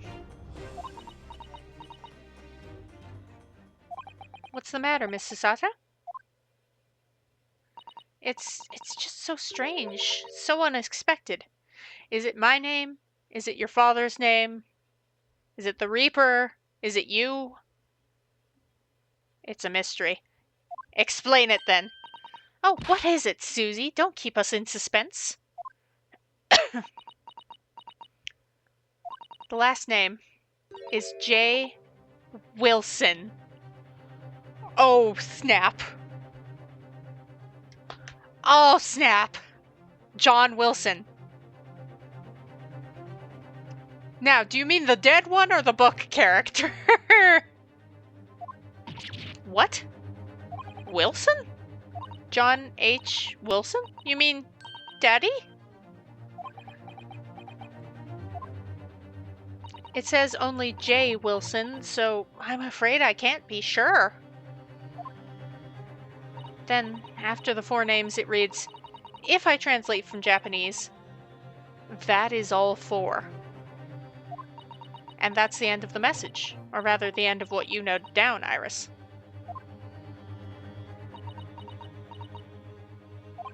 I just can't believe it.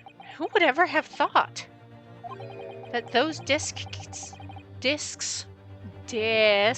say it properly, contained Japanese Morse code? Not to mention a strange list of some disturbingly familiar names. It would appear that this particular message is a communication of some kind between Great Britain and the Empire of Japan. So, Daddy could be in Japan then, where Susie and Runo came from. Oh, Iris. You're so sweet. Oh, I don't want it. Oh, boy. Oh, well...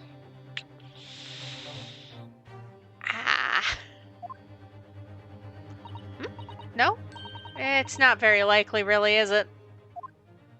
I mean, there are thousands of people with the surname Wilson, and there must be lots of J's among them. Professor John H. Wilson, visiting professor of medicine at the Imperial Yume University.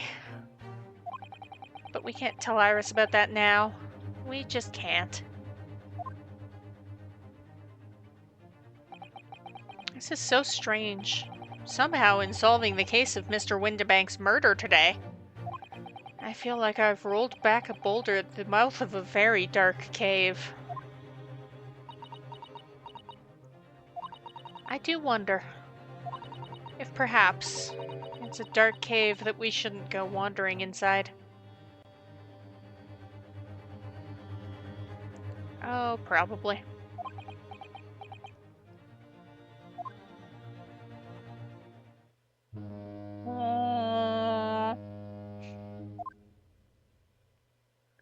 That's your ship.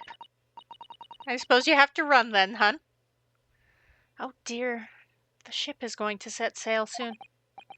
Yes, it seems so. I'll sail on that steamship first to the port of Dunkirk in France. Then I'll change onto a larger passenger vessel bound for Japan. You're really going then, Susie? We wish you a safe passage, Miss Susato.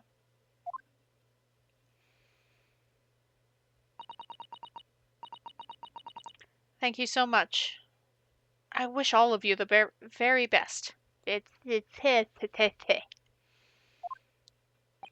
Susato, I had hoped to have you always at my side to guide me and support me. Mr. Naruhodo?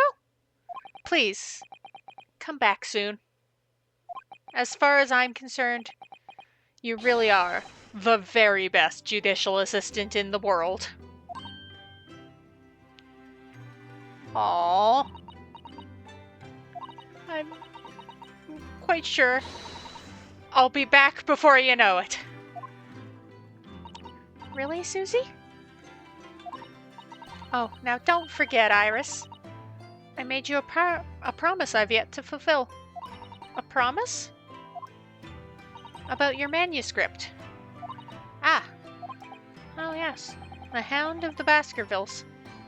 Oh, are we finally going to find out about that? And how she knew the full title? Well, I'll be waiting for you then, Susie. A promise is a promise. Definitely, Iris.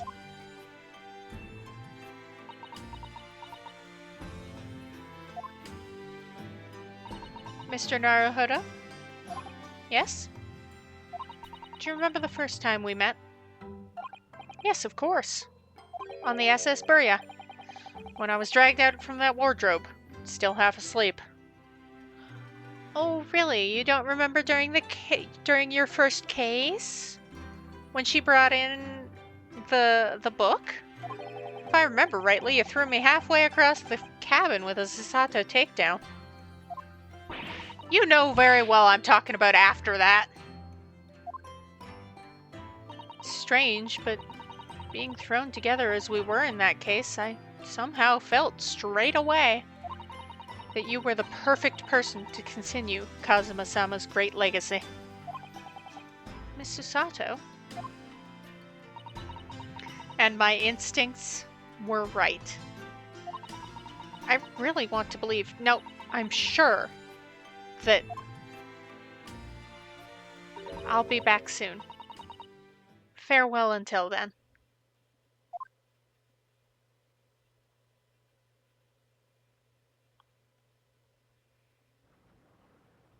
Cutscene.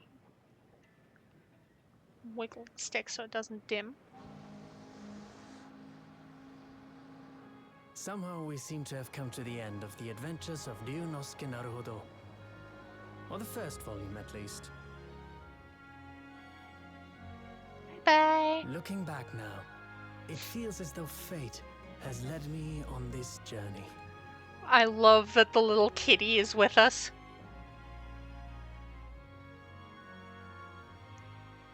Fate led me to becoming a lawyer. Oh my traveling gosh. halfway around the Iris's world, little backpack to is so meeting the great cute. detective. I'm sure there'll be trials and tribulations ahead. Of course there will. Of course there will. But whatever happens, I know I'll be able to turn my fortunes around.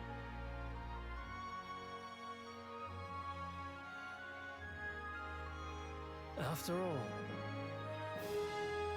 I have the greatest friends in the world on my side. Darn straight.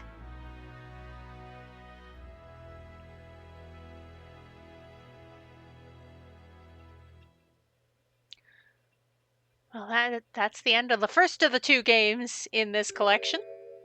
Oh, Sholmes has something to say. Ah, yes, Mr. Naruhodo. Yes, Mr. Sholmes? I have some rather awkward news.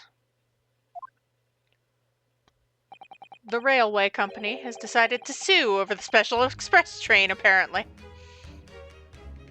And whose fault is this? Huh? Caused such a commotion on the line, all the other trains had to wait at stations. But really, we would never have made it to Dover in time otherwise. Anyway, I explained everything and how it was all your fault.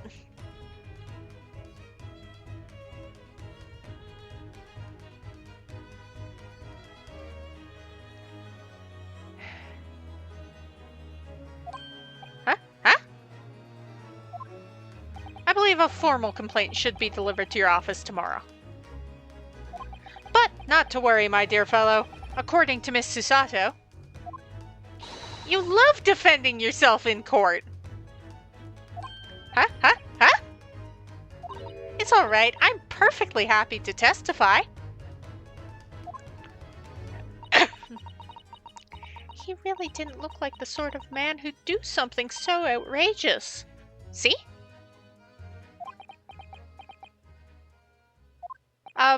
Mr. Sholmes. Yes? A word, if you don't mind. Why, certainly, any word you like. Bellow it out, my dear fellow. Oh yes, I love Runo's words, and I know just the one he'll use here. Then I really must say... Objection! Ha! Beautiful.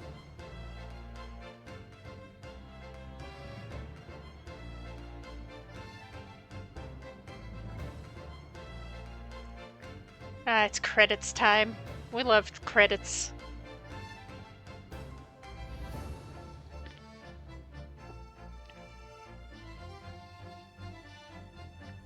In the following weeks, hundreds of music boxes arrived at Baker Street from all over Europe. Something was afoot. Though it transpired I had ordered them all myself. So I advertised them for sale with "Used by Mr. Sholmes to solve an important case." And the money I've earned consulting detective work pays a pittance by comparison.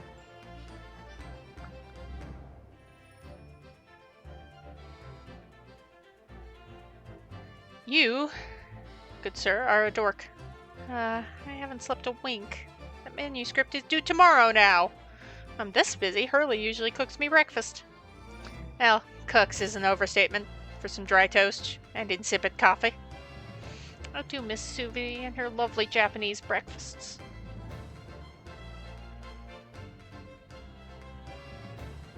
Oh, I'm sorry, Iris. Witness, your testimony is riddled with contradictions. Exactly. Rarely do rare Korban coins hide under rare stakes themselves. Well, I don't know, sir. Knows his father is an innocent man, or are you calling my son a liar? My courtroom is no place for your petty arguments. Oh, are they in a fight about the coin now? Potentially. Delivered the Russian dancer to Shanghai. I laid low. Last night I apprehended an extremely suspicious...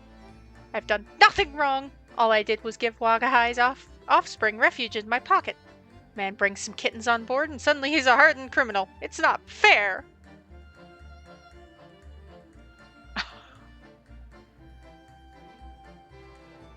No wonder he was okay leaving Wagahai behind if he had the kittens with him. Scientific investigation will be the gold standard for policing in the new age.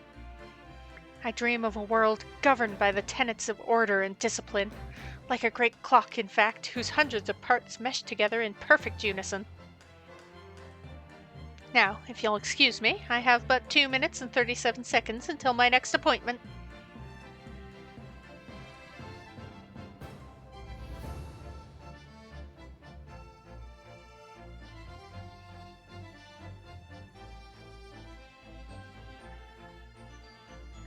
The latest Ranced magazine is out, and I'm in it again. Whenever I say that one line she wrote now, I get a standing ovation. Want to hear it? Not bad, I suppose, for an amateur.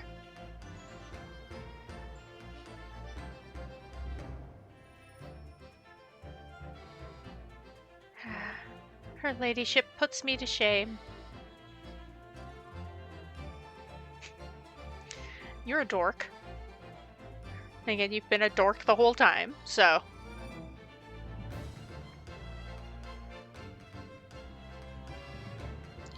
Been visiting the old girl on a daily basis, of course. Joni, my old jailbird.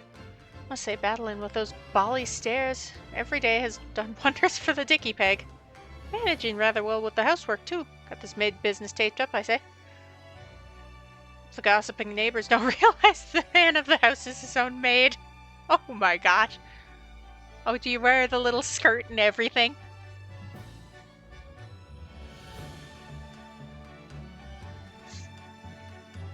My Rolly's back on the beat again, all thanks to the Reaper. There's nothing I enjoy more these days than hunting out small change in the gutter. I'm a better Bobby now, looking out for Londoners, their dropped pennies, and my lovely wife. Oh, Pat. Oh, Rolly.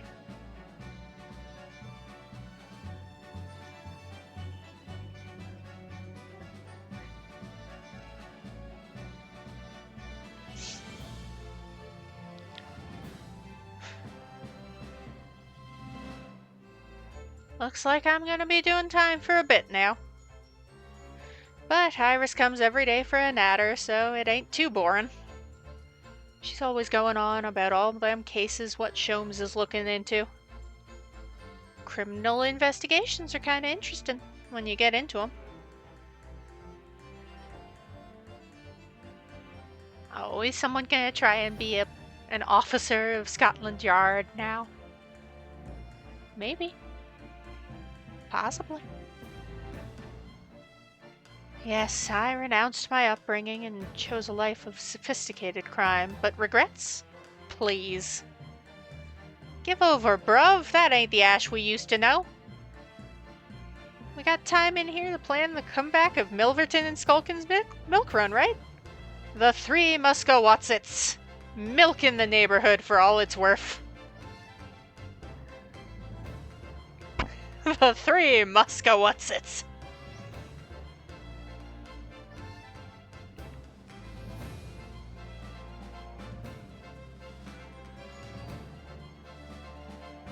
Maybe you can pick a fruit, fit in with the theme. This past 6 months has been a time I shall remember forevermore. Painful goodbyes and wonderful encounters. I've come to realize that's what life is all about. Naruhodo-san, I promise. Your assistant will return to you one day. But for now, I leave you with many memories and a heartfelt wish that life will treat you well. Aw, that's cute.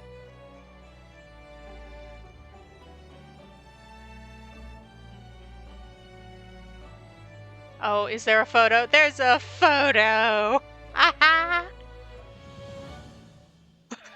Waka High stealing my hat. That's fun.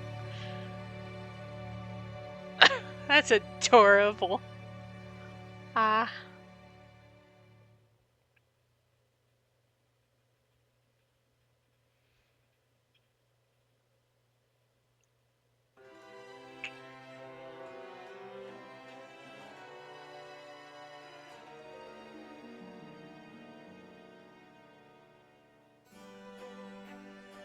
We're gonna walk through a second set of credits. I bet characters will join and leave as we...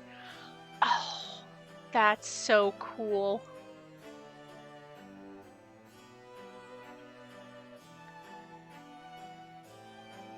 There's Ouchie.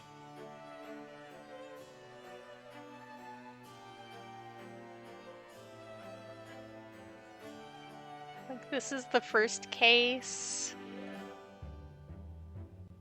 There's gonna be all these pictures and... Oh, this is so cool. I love it.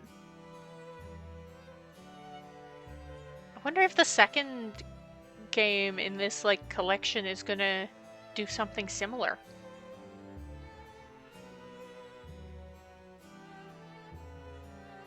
Or is it just gonna be the two of them going through it?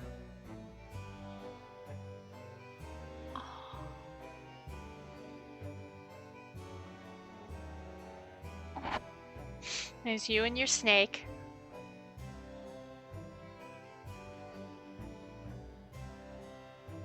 Is Cosmo just gonna... Is Cosmo gonna be here the whole time? I mean, he was hunting the narrative a little bit, so... Oh no, he's gonna... He's gonna stop there. Oh. Oh. And then... Ryunosuke is gonna keep going. Is he gonna pick up Susie? Susato. And the sword? Yes, please.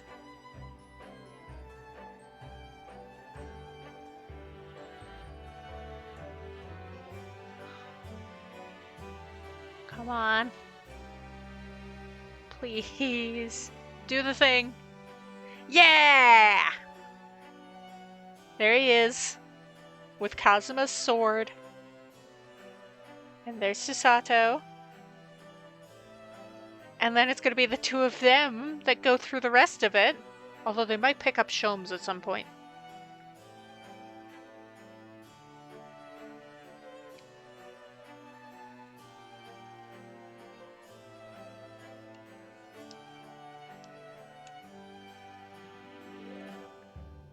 McGilded? Hi. You're a jerk. You used me.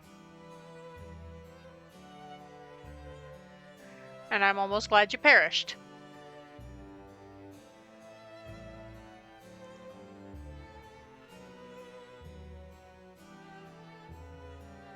Hello, Shomes.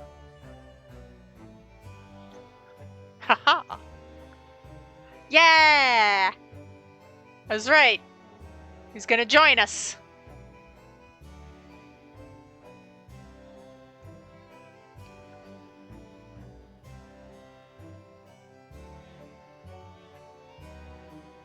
Oh, Roly. Oh, Pact. Please. Kitty. Kitty, come on. Please. Oh. He might eventually.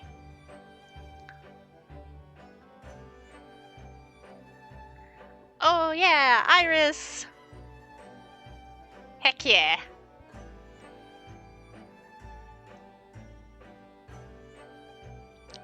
Hey, Mr. Reaper.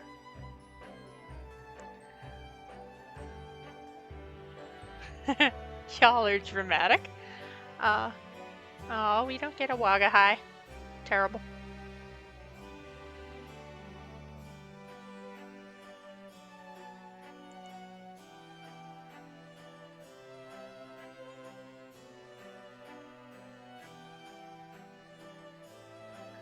That would have been fun.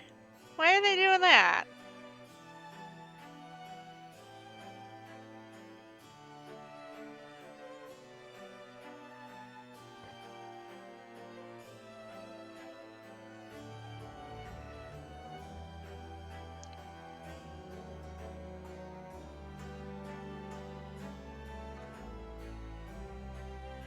Capcom!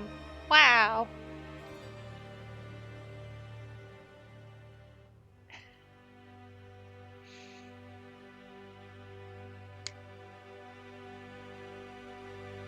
The Great Ace Attorney Adventures! Finn.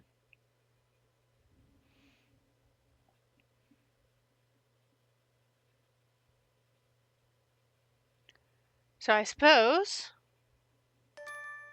Fleeting farewell. Awarded. Yay.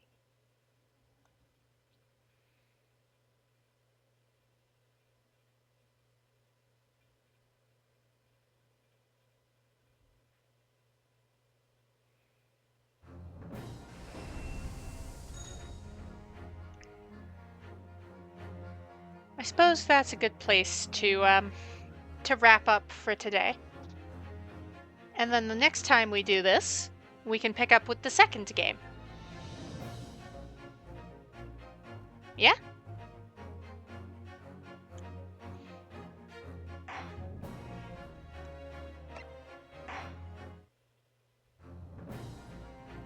We can play Resolve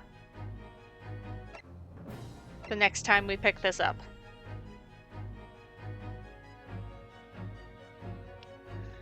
As for now, I will leave you all, and I will leave you with the knowledge that on Monday, I am going to be continuing the adventures of Team Eva Quill and playing Pokemon Mystery Dungeon DX. So, I shall see everyone then.